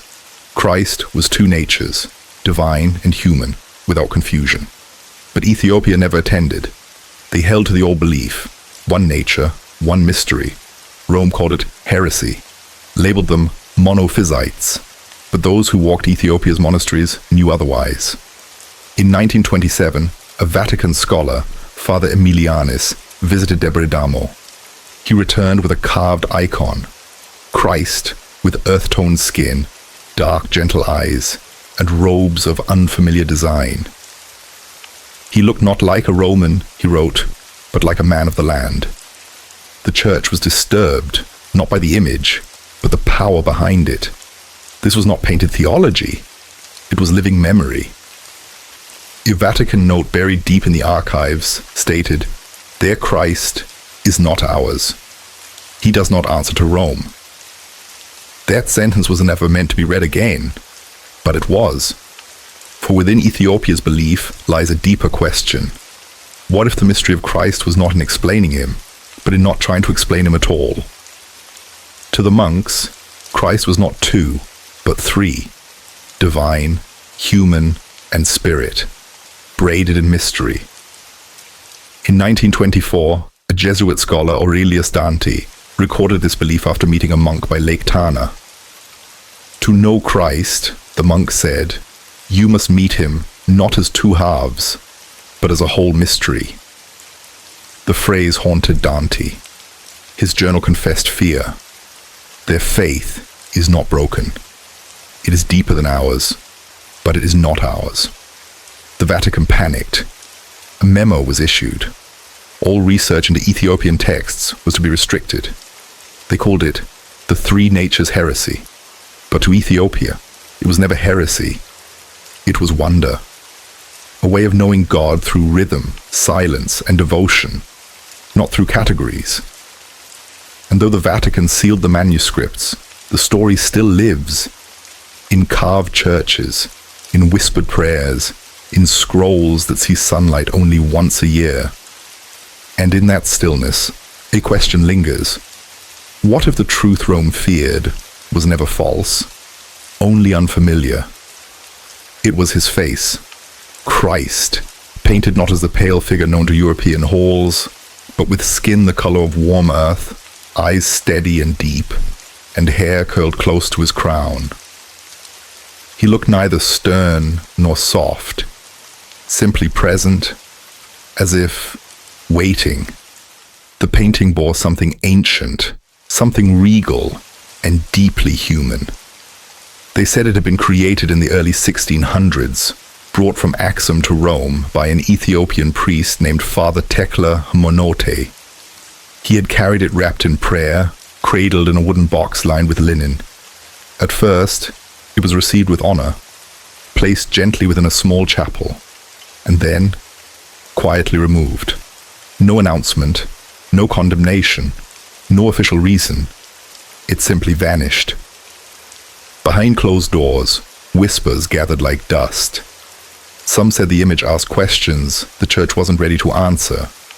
Because if Christ had been worshipped as black by entire Christian nations for centuries, what did that mean for the story Europe had told? What did it mean for the ivory saints carved in marble? For the golden-haired icons beneath cathedral domes? For the history used to shape empires and absolve power? In 1942, amid war and fear, the painting was taken away once more. Not destroyed, simply hidden. A Vatican librarian later recorded in a private journal that it had been stored below the Archivum Secretum. Not burned, just locked away. But not all silence stays sealed. In the early 2000s, a single photograph emerged, just one. A scholar claimed it was taken in the 1970s by a visiting Ethiopian monk. The Vatican offered no response, but those who had seen the original said, yes, it was him. The same gaze, the same stillness. And so, the question remains, was it too different, or simply too true? Perhaps the greater fear was not the image itself, but the silence that followed. The questions it posed without a sound. The history it held in plain sight. For in a city built on sacred tradition, the most dangerous truths are not hidden in darkness, but in light, behind a locked door. The fire was small, but the pages burned quickly. It happened late, past midnight, in a garden behind the Apostolic Palace. A servant held the torch and was told to look away. A cardinal stood near, and the man who gave the order watched in silence, his white robes dim beneath the moonlight. He was the Pope. Not every secret in the Vatican is buried beneath stone. Some are turned to ash. The book was less than 50 pages, bound in coarse leather, written by hand, each line careful and deliberate. But what it said made it dangerous. It spoke of visions, of prophecy, of a Christ who walked among the poor in Ethiopia, who spoke in Ge'ez, who named saints the Western world had never known. It described a theology unshaped by Roman councils, a church born in silence and sustained by memory. The Pope, who ordered its destruction, was not known for anger. He was thoughtful, private, but something in those words shook him.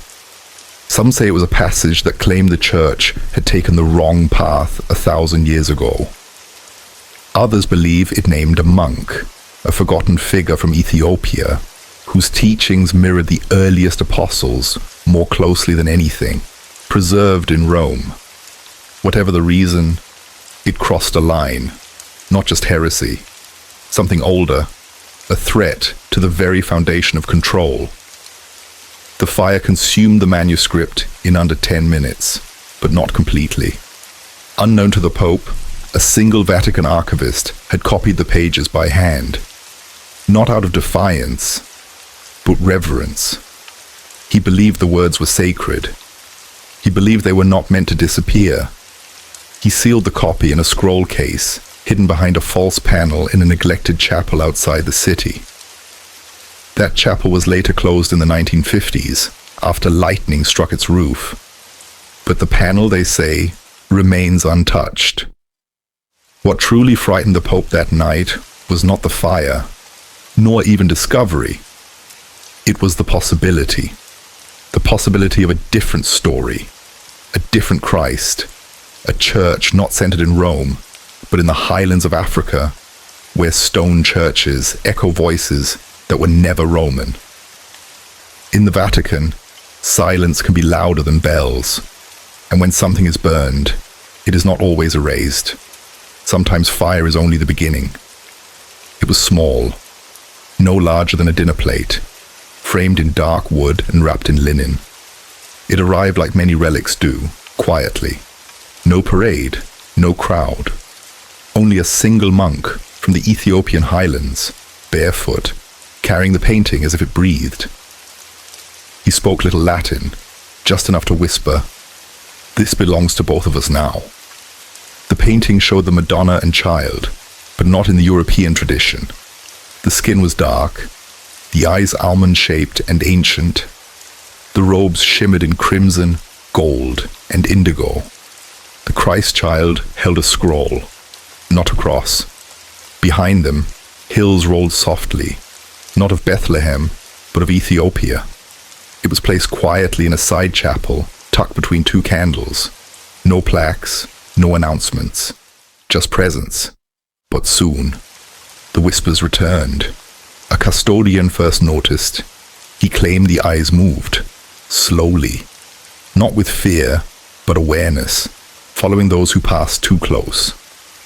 A priest reported drops beneath the painting, clear and sticky, like tears. He wiped them away, but they returned the next day. Scholars were called.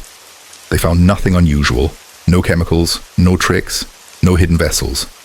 Still, the tears came. Then during a quiet mass, a nun sitting alone gasped. She'd seen it weep. Not imagined, not dreamed. She saw the tears descend and vanish before touching the frame. That night, the painting was removed.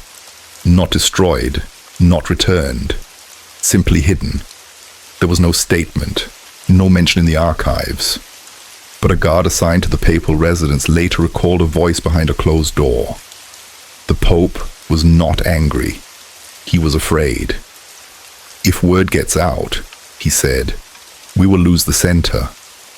The monk had claimed the painting came from a 5th century monastery, where prayers were still whispered in Ge'ez, the tongue Rome never tamed. The scroll in the child's hand, he said, came not from Luke or Matthew, but from the Book of Enoch, a book the Vatican had long locked away. Now behind stone, the painting waits, and some say it still weeps, not for loss, but for recognition. In spring of 1935, clouds darkened over Africa. Rome watched and said nothing. Two men stood at the center. One wore white robes, the other black uniform and steel buttons. Pope Pius VI, Benito Mussolini. They never stood side by side, but they shared more than proximity. They shared silence and secrets. When Mussolini prepared to invade Ethiopia, no voice rose from St. Peter's. No sermons warned of peace. No encyclicals condemned the coming war. Instead, quiet meetings unfolded between priests and envoys, behind doors thick with secrecy. In October, the invasion began. Planes dropped gas, churches burned, monasteries crumbled. Still, the Vatican said nothing. Not because it supported the violence, but because Ethiopia's Christianity posed a different danger. It was a faith that had survived without Rome, with ancient books, with old bloodlines, with claims to the Ark of the Covenant, with a memory unshaped by councils. One note, found years later, scribbled in the margin of a diplomatic report, whispered a chilling thought. If the libraries burn, we will never have to answer for what we did not teach. Ethiopia's Bible carried books Rome had abandoned. Their priests spoke Ge'ez, older than Latin. Their gospel was not Rome's gospel. Mussolini wanted empire. The Vatican wanted narrative. For a time, their goals aligned, but not all hearts in Rome agreed. Not every silence was willing. Not every secret was shared. A young bishop stationed in Florence began to write letters, gentle, careful, yet edged with sorrow. In them, he questioned the Vatican's silence. He quoted Isaiah and warned that judgment always begins at the house of God. His final letter, dated March 1937, was returned unopened. Soon after, he was reassigned to a remote village and never published again. Years later, a Jesuit archivist found a sealed envelope hidden behind a drawer in the Vatican library. Inside was a single photograph. Ethiopian monks standing amid the ruins of a burned church, holding fragments of an ancient manuscript. Across the top, written in faded ink, were the words, "They tried to erase us." The Vatican never denied its silence, but it never explained it either. That silence lingers. In the gardens behind St. Peter's Basilica, there is a small weathered plaque with no name, only a date, October 3rd, 1935, and a single line of scripture. Woe unto them that call evil good. A line chosen not for the world, perhaps, but for the church itself. Far below the marble corridors of St. Peter's, within the dimly lit archival wing, there lies a drawer without a label. Its key belongs to no one living. Retired clerks whisper of what it contains. The Haile Selassie files. Emperor Haile Selassie was not merely a ruler. To his people, he was a sacred monarch, the 225th descendant of King Solomon and the Queen of Sheba. To the Vatican, he represented something far more unsettling, a sovereign Christian king whose lineage and faith predated Rome's own. When the Italian invasion ended in 1936, Selassie was forced into exile, but his voice grew louder. Before the League of Nations in Geneva, he stood in royal silence and then delivered a speech that haunted Rome's corridors. He spoke not as a man pleading for aid, but as one invoking divine justice, warning that God's judgment was near, not the God of Latin rites, but the ancient God of Ethiopia. Father Leone Marini, a Vatican observer, was present that day. His report, marked confidential, carried one haunting line. This man does not beg for help. He speaks as if he knows how the story ends. After Mussolini's fall, when Selassie returned to his throne, Rome grew uneasy. Vatican envoys were sent, some to reconcile, others to listen. They found that Ethiopian scribes were guarding prophecies never rendered into Latin. One fragment, recorded in a lost Jesuit letter, spoke of a time when the empire of the West shall wear the robes of the East and forget where it began. That letter was sealed, never printed. The unease deepened in 1949 when Selassie sent a gift to the Pope, a bound codex in gears, written by desert monks, said to contain visions seen by the emperor himself.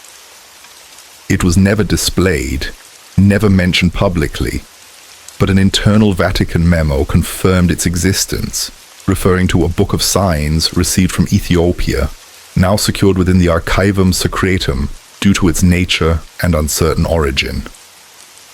The files remained untouched for decades. Then, in 1975, soon after Selassie's mysterious death under house arrest, a new note appeared in the file, written in red pencil, the mark of a senior archivist. It read, "Do not destroy, do not discuss, await the end of the century." No one knows who wrote it. No one has dared to erase it. That same voice, the Emperor's, had once echoed through Geneva's Marble Hall, a sound that reached even the Pope's private chamber. It was spring, 1936. In the hushed chambers of the Vatican, silence fell like dust. It was not the silence of worship, but of shock. The Emperor's speech had been heard around the world, yet within Rome it struck a deeper chord. Observers said his words were not political, they were scripture. The Vatican's delegate, Bishop Armand del Veo, later wrote, "It was not a speech, it was prophecy. It felt as though the words had crossed centuries to find us." That night, whispers moved through the Vatican's marble halls. Cardinals argued in secret. The Pope's advisors feared that Selassie's speech might force a reckoning with Ethiopia's ancient Christianity, a faith that existed before Rome's councils, before Latin had a word for God.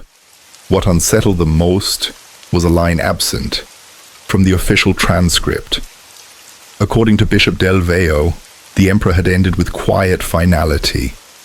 "The Lion of Judah still watches from the mountains, and his roar is not forgotten."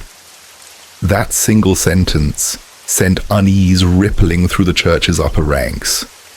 One historian scribbled in the margin of his report, "If true, we must reconsider what we call apostolic." 3 days later, without announcement, access to the Ethiopian wing of the Vatican Library was restricted, and Bishop Del Valle was reassigned to a lonely parish in northern Spain. The emperor's words faded from public record, but not from memory. They still move quietly through the Vatican's corridors, unspoken, yet felt, carried not by wind, but by the echo of a truth that refuses to die. Late one evening, that same year, the lamps flickered in the passageways beneath the city. The cobbled floors beneath St. Peter's had seen centuries of secrets. Bishops with forbidden books, cardinals with locked crates, guards who looked away. But that night, the silence was broken by the sound of boots. Swiss guards marching toward the Archivum Secretum. It was just after Selassie's speech had reached Rome. Whispers spread that something beneath the Vatican had stirred. A young guard, Matthias Ulrich, barely 22, stood watch at the eastern vault. According to the report buried in the guard logs, he saw a man in black robes approach the restricted doors. The stranger carried no identification and said nothing. In his hand, he held a small, gold-edged volume wrapped in red cloth. When challenged, he did not stop. Ulrich raised his halberd, and the man vanished. Not fled, not turned, vanished, as though the air had taken him in. The alarm was sounded. Corridors swept. No intruder found. Only one thing remained, a brass ring lying where the man had stood. It bore a single word, inscribed in ancient ge'ez, impossible to translate. The incident was erased from official record. But soon after, Ulrich was dismissed, transferred to a quiet basilica in the hills near Milan. That same week, several unmarked crates arrived from the Ethiopian College in Rome. They were moved directly into a hidden section of the archive, logged under no name. Years later, over wine and candlelight, an aging archivist would whisper, "The Vatican has never feared a war of armies. It fears a war of truths." That night in 1936, a door it thought was sealed forever opened again. To this day, the Swiss Guard never speak of it. The ring was never catalogued. And for 3 nights after, the doors of the Archivum Secretum were locked and guarded by 12 armed men. The bells of St. Peter's fell silent. Deep within the Vatican museums, behind glass and under soft light, lies another secret. A small golden cross no one was ever meant to see. Its arms curve like branches tipped with fire, its surface etched in Amharic.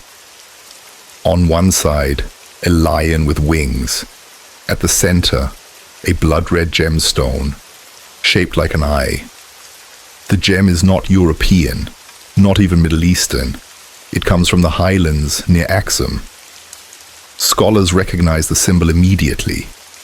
It matched markings found in Ethiopian versions of the Book of Enoch, the Eye of the Watchers, the sign of divine judgment. For centuries, the Church had called such stories heresy. And yet, here it was, carved in gold, gleaming quietly beneath Vatican glass. In 1973, a Jesuit historian named Father Leone was given permission to study it. He sketched the symbols, copied the script, and translated what he could. His notes, leaked years later by a student, revealed one startling line.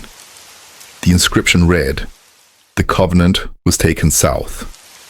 Taken, not lost." That one phrase changed everything.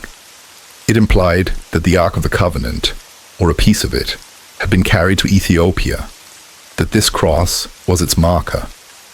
Within days, Leone's research was stopped. The cross was sealed behind glass once more. He was sent to Argentina, never to speak of it again. The Vatican called his translation inconclusive, but silence, as the old archivists say, has its own weight. And within that silence, something still breathes. And those who have seen the cross with their own eyes say that on certain days, under just the right light, the gemstone at its heart glows faintly, as if something ancient inside it still remembers, as if it is still watching. Within the grand halls of the Vatican, there are truths too old to be spoken aloud. They do not appear in textbooks. They are not shared in seminaries. They are not even whispered among the faithful, but they exist. One such truth speaks of a fracture, not the great schism between East and West, not the thunderous rupture of Martin Luther's Reformation, but a quieter severing, a hidden parting, one that was never declared, yet changed everything. This was the silent break between the Roman Church and the ancient Ethiopian Church. There was no war, no anathema, no fire, just letters that were never sent, visitors who never returned, agreements that vanished beneath the glow of candlelight in stone monasteries. Long before Rome crowned itself the seat of Christian authority, Ethiopia had already been walking its own sacred path. A Christianity older than Latin, shaped by Jewish rhythms, rich with Hebrew prayers, and lit by books Rome would one day call Apocrypha. The Ethiopian faith grew quietly, among mountains, deserts, and stone churches carved into cliffs, far from the eyes of empire, and Rome watched uneasily. In the early 1600s, the Jesuits were dispatched, not as mere missionaries, but as gentle enforcers. They came bearing gifts and gold, flattery and diplomacy. They debated monks by candlelight. They walked barefoot into highland monasteries, hoping to win hearts. But Ethiopia did not yield. The priests would not erase the Book of Enoch. They would not deny Mary's humanity. They would not replace their chants with Latin, hymns. When persuasion failed, silence followed. A letter from a cardinal in 1639, hidden in a private archive in Avignon, mourns the loss of our Highland brethren. But that grief was never public. There was no formal break, no decree of excommunication, just disappearance. Ethiopia vanished from the Vatican's language, as if silence could heal a wound by pretending it never bled. But Ethiopia remembered. In a monastery near Lake Tana, a carved wooden door bears the image of a lion turning its back on a two-headed eagle. The monks say it was carved after the last Jesuit vanished. The lion, Judah. The eagle, Rome. It is not a symbol of hatred, but of sorrow. A quiet goodbye. And yet, in the Vatican's restricted archives, a simple folder labeled Ethiopia still exists. Inside are notes, translations, meetings, and locked documents that were never reopened. Some say a pope once tried to bridge the divide. Others believe the truths Ethiopia held. Books they never burned, stories they never erased, were too heavy to face. So the schism remained unspoken, but real. Like a shadow behind a curtain. Two churches, once born from the same flame, now walking different paths beneath different skies. In the year 1647, high in the Ethiopian highlands, a priest named Father Tez stood before a chapel carved into the mountain's side. Dressed in simple linen, his cross of olive wood hanging quietly on his chest, he waited. Two Jesuits approached, messengers from Rome. They came with smiles and promises, education, protection, the Pope's favor. Letters sealed in red wax, gold enough to build a new sanctuary. All Father Tess had to do was close the Book of Enoch, denounce the older teachings, accept the authority of Rome. He did not move. One of the Jesuits opened a worn codex and began to read aloud, from verses Ethiopia had long forgotten and others Rome had long forbidden. The Book of Mary, Jubilees, the Watchers. When the reading ended, Tess looked at them and said, "Scripture is not a wall, it is a well, and water flows from many places, not just Rome." He told them that the stone beneath their feet had echoed with worship before Latin was ever born, that angels do not speak in one tongue, and that God had never asked him to choose. The elder Jesuit's face hardened. He warned Tess of the danger, of priests who vanished, of books that were silenced, of souls Rome claimed to protect. Was he willing to risk not only his life, but eternity? Tess looked toward the valley. Smoke curled from villages where sacred texts had already been replaced by foreign hymns. His people were not afraid of death. They feared forgetting. He said, "I was baptized with water from a basin that rests above an angel's tomb. I have kissed manuscripts that glow in candlelight. I have held a cross that bled in snow. I do not fear the Vatican. I fear forgetting who we are." That night, the Jesuits left without a word. Weeks later, the chapel was found empty. No footprints, no sign of struggle. Just a single page left on the altar, its ink still wet. The truth does not bend. It waits. His name, Tesvier, was erased from all Vatican records, but in a monastery far from Rome, the monks still whisper his story. Not as rebellion, but as remembrance.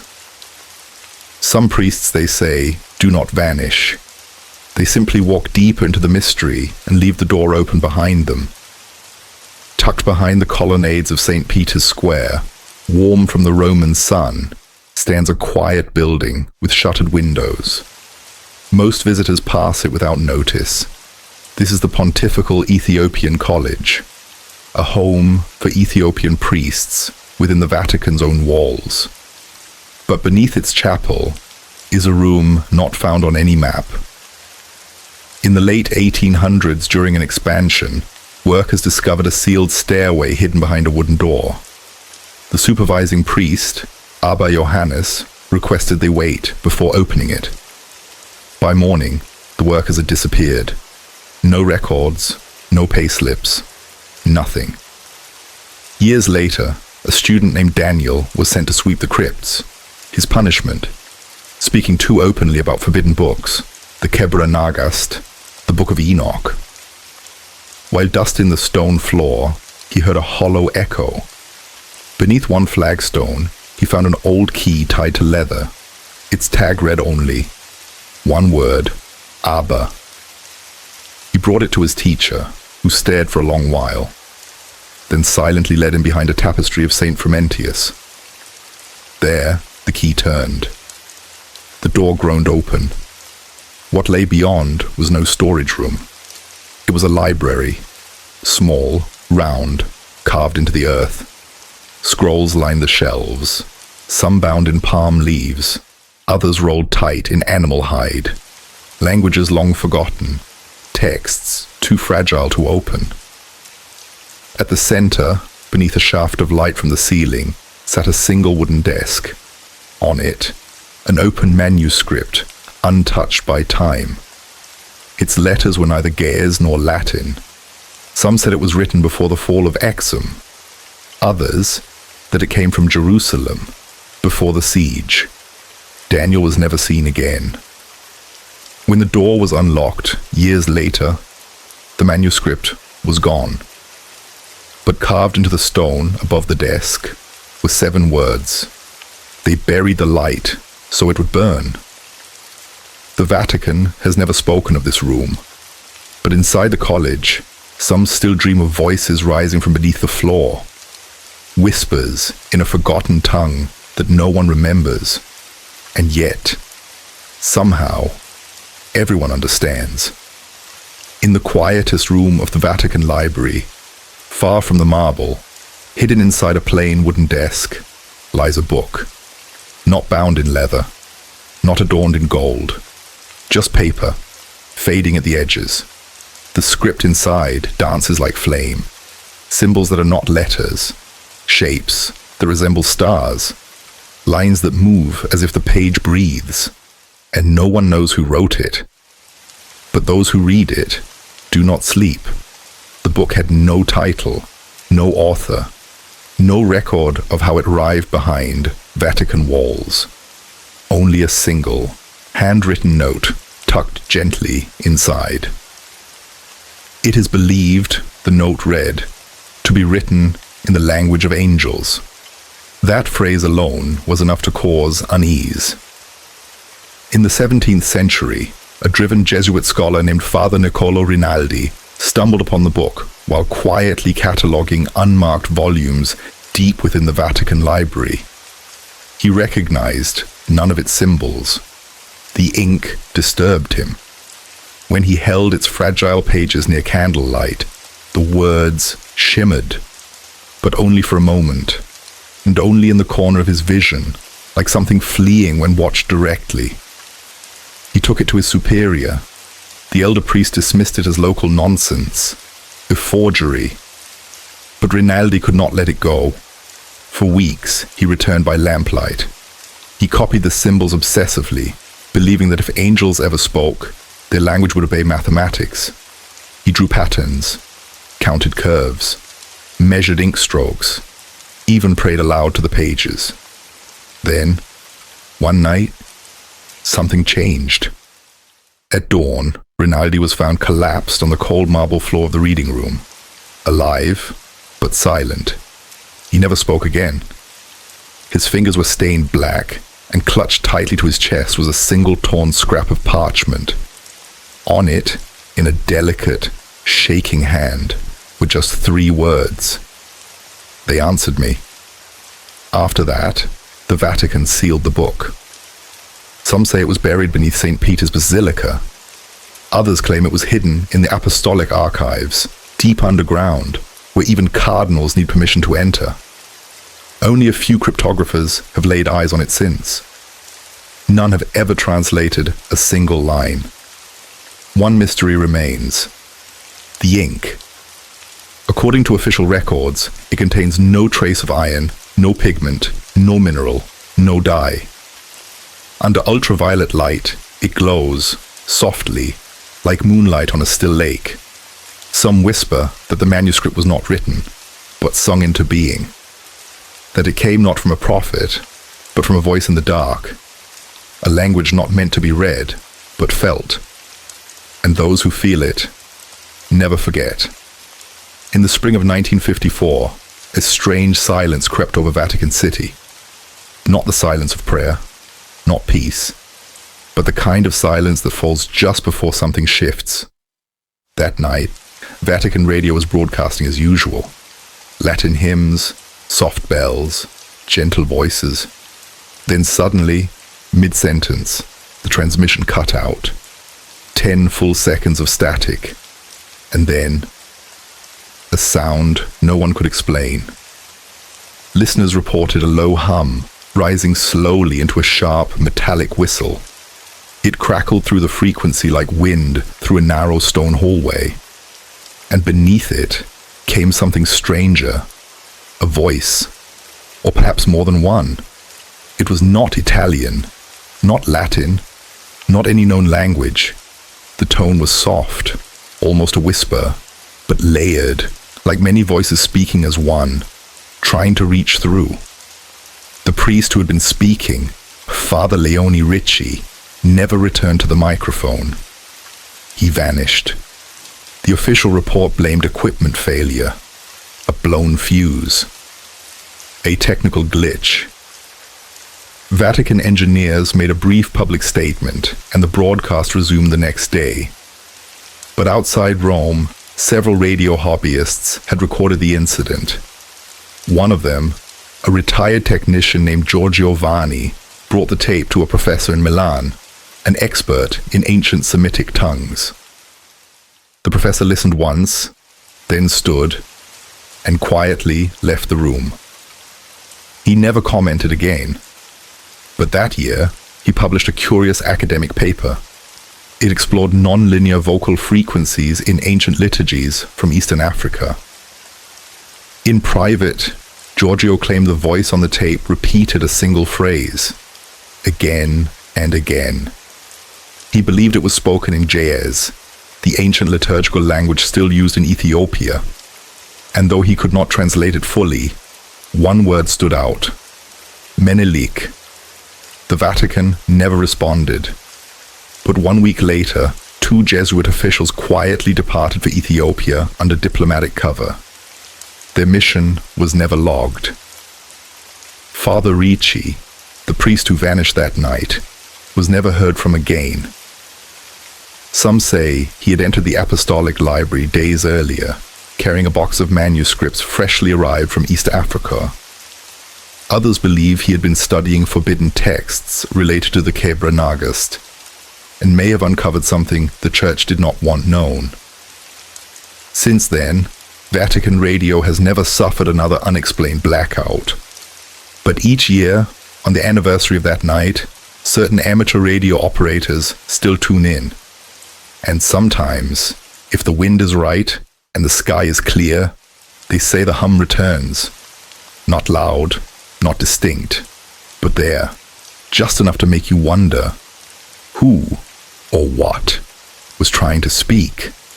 Far below the cobbled streets and candlelit halls of Vatican City lies a network of forgotten tunnels. Ancient catacombs carved into stone, older than basilicas, older than maps. Places where early Christians once hid from emperors. But one passage hides something stranger than bones. In the spring of 1926, a group of workers was sent to reinforce a section of the lower catacombs near the Via Appia. One of them, a quiet man named Petro Duca, struck his pickaxe into what he thought was soft earth. Instead, the wall gave way. A sealed chamber. Air poured out thick with the scent of dust and parchment.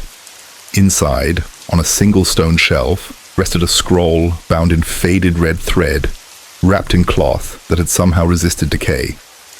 Pressed into the fabric was a metal cross, unlike any seen in Western tradition.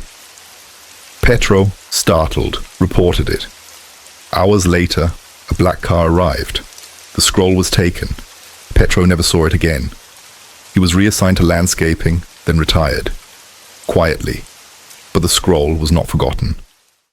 Decades later, in 1973, a researcher named Sister Entella discovered an uncatalogued entry in an old leather-bound archive book. It described a scroll of unknown origin, labeled Eastern, untranslatable, preserved by unknown means. No language was noted, but two words were underlined beside the entry. Gera fireproof.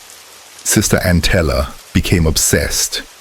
She believed the scroll might be tied to the Abagarima Gospels, ancient Ethiopian texts said to have been written in a single day by a saint guided by angels. But what disturbed her was the idea of fireproofing. For centuries, only two things were believed to survive flame unburned: holy relics and curses.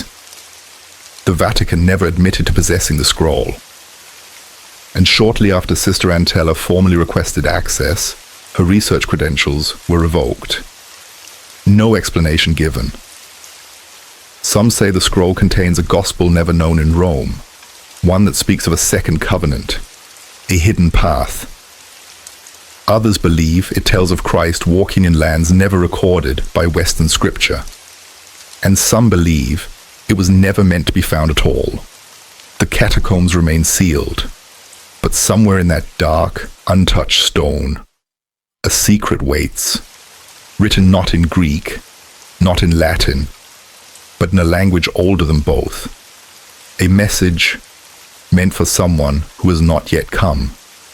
In the quietest corner of the Vatican gardens, overgrown with ivy and long forgotten by pilgrims, there stands a chapel with no name. It appears on no official map. It opens to no visitors. Its doors have not been unlocked in over a century. But inside lies one of the strangest sights in all of Vatican territory. A wall, painted, floor to ceiling, with symbols no one can read. The chapel first surfaced in the records in the late 1800s. A young archivist, Father Emilio Carazza, found a faded margin sketch in an old architect's notebook.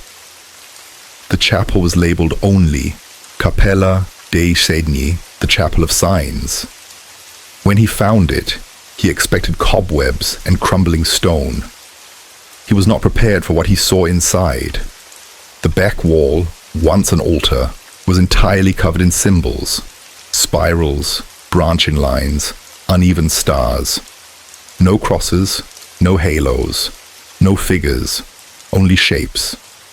Some glowed faintly in candlelight, painted with pigments unknown. Others remained invisible until viewed at sharp angles, revealing layers beneath layers. He reported his discovery. 3 scholars from the Pontifical Academy arrived within days. They stayed briefly, then left. No word spoken. The chapel was locked. The key filed away. Father Carazza was transferred to Milan, and silence fell again. But curiosity echoes. In 1977, a Jesuit mathematician named Brother Raphael Ibarra came across an old photo of the wall, tucked inside a discarded archive box, and paused. The symbol stirred something in him.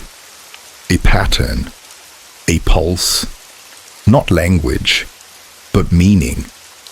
He followed it. He ran the symbols through cryptographic software designed for decoding Inonoyan texts, but the program crashed every time it reached a certain section of the wall. These were not random marks. They followed a rhythm, not of letters or numbers, but something deeper. Folded behind the photo was a hand-drawn overlay, tracing parts of the wall and comparing them to ancient petroglyphs found in the Ethiopian highlands near Lalibela. The resemblance was not perfect, but unsettlingly close. Perhaps the symbols weren't meant to be read at all. Perhaps they were meant to be felt, to be prayed into. In 2003, a visiting linguist under special Vatican permission reported that the wall pulsed faintly when she stood silently before it. Her findings were never released. The Church offered no comment. Some say it's a forgotten angelic language. Others believe it's a map, a warning, a song for something yet to come. But no one, not even those guarding it, knows for certain. And perhaps that uncertainty is exactly what must remain. It didn't begin with Vatican chambers or cardinals, but with dreams. In the winter of 1954, Pope Pius XIII began waking with strange phrases etched into his mind. Words in no known language, always spoken in the same deep, distant voice, like monks echoing through stone. At first, he kept silent, brushing it off as fragments of foggy sleep. But the dreams returned, night after night. His secretary noticed changes. The Pope spent hours staring from the apostolic palace window, whispering phrases in a tongue no one recognized. Then came the letter, misfiled, unopened, nearly forgotten. A Vatican librarian delivered it by accident. Written in ancient Ge'ez, the liturgical language of Ethiopia, it stirred something inside the Pope. He could read it fluently, line by line, word by word. But how? No Pope had ever studied the language. That night, the dreams intensified. Visions of desert chapels carved from red rock, of scrolls glowing in dim candlelight, and a voice whispering, "Protect the book. Guard the line. Do not let Rome forget." Disturbed, the Pope called for a secret audience with elders from the Ethiopian Orthodox Church. No records were kept. No press statement ever issued. The meeting took place in silence beneath St. Peter's Basilica. An elderly priest chanted in Ge'ez. The Pope repeated the words back flawlessly. A nod, then a gift. A wrapped parchment said to be a copy from the Book of Enoch, one never seen in the Western canon.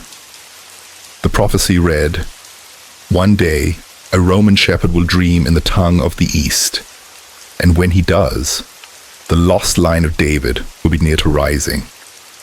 The Pope never spoke of it publicly again. The dreams ceased soon after. But deep in the archives, under layers of sealed permissions, remains one handwritten note in his own Latin. It is not our book, but theirs. And yet, I understand every word. The bells of Vatican City rang gently that morning, not in celebration, but in mourning. No crowd gathered, no procession, no incense, a funeral without mourners.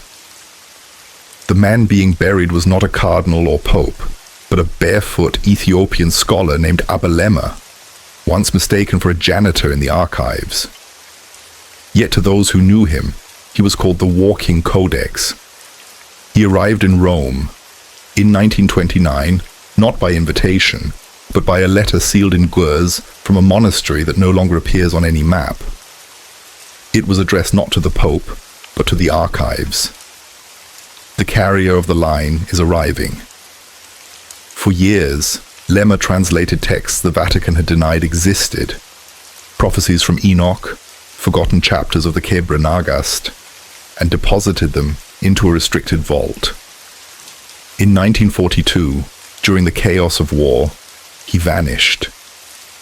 Weeks passed before a janitor found him beneath the Ethiopian college, lying on a stone slab, hand resting on a manuscript that smelled of frankincense and ash.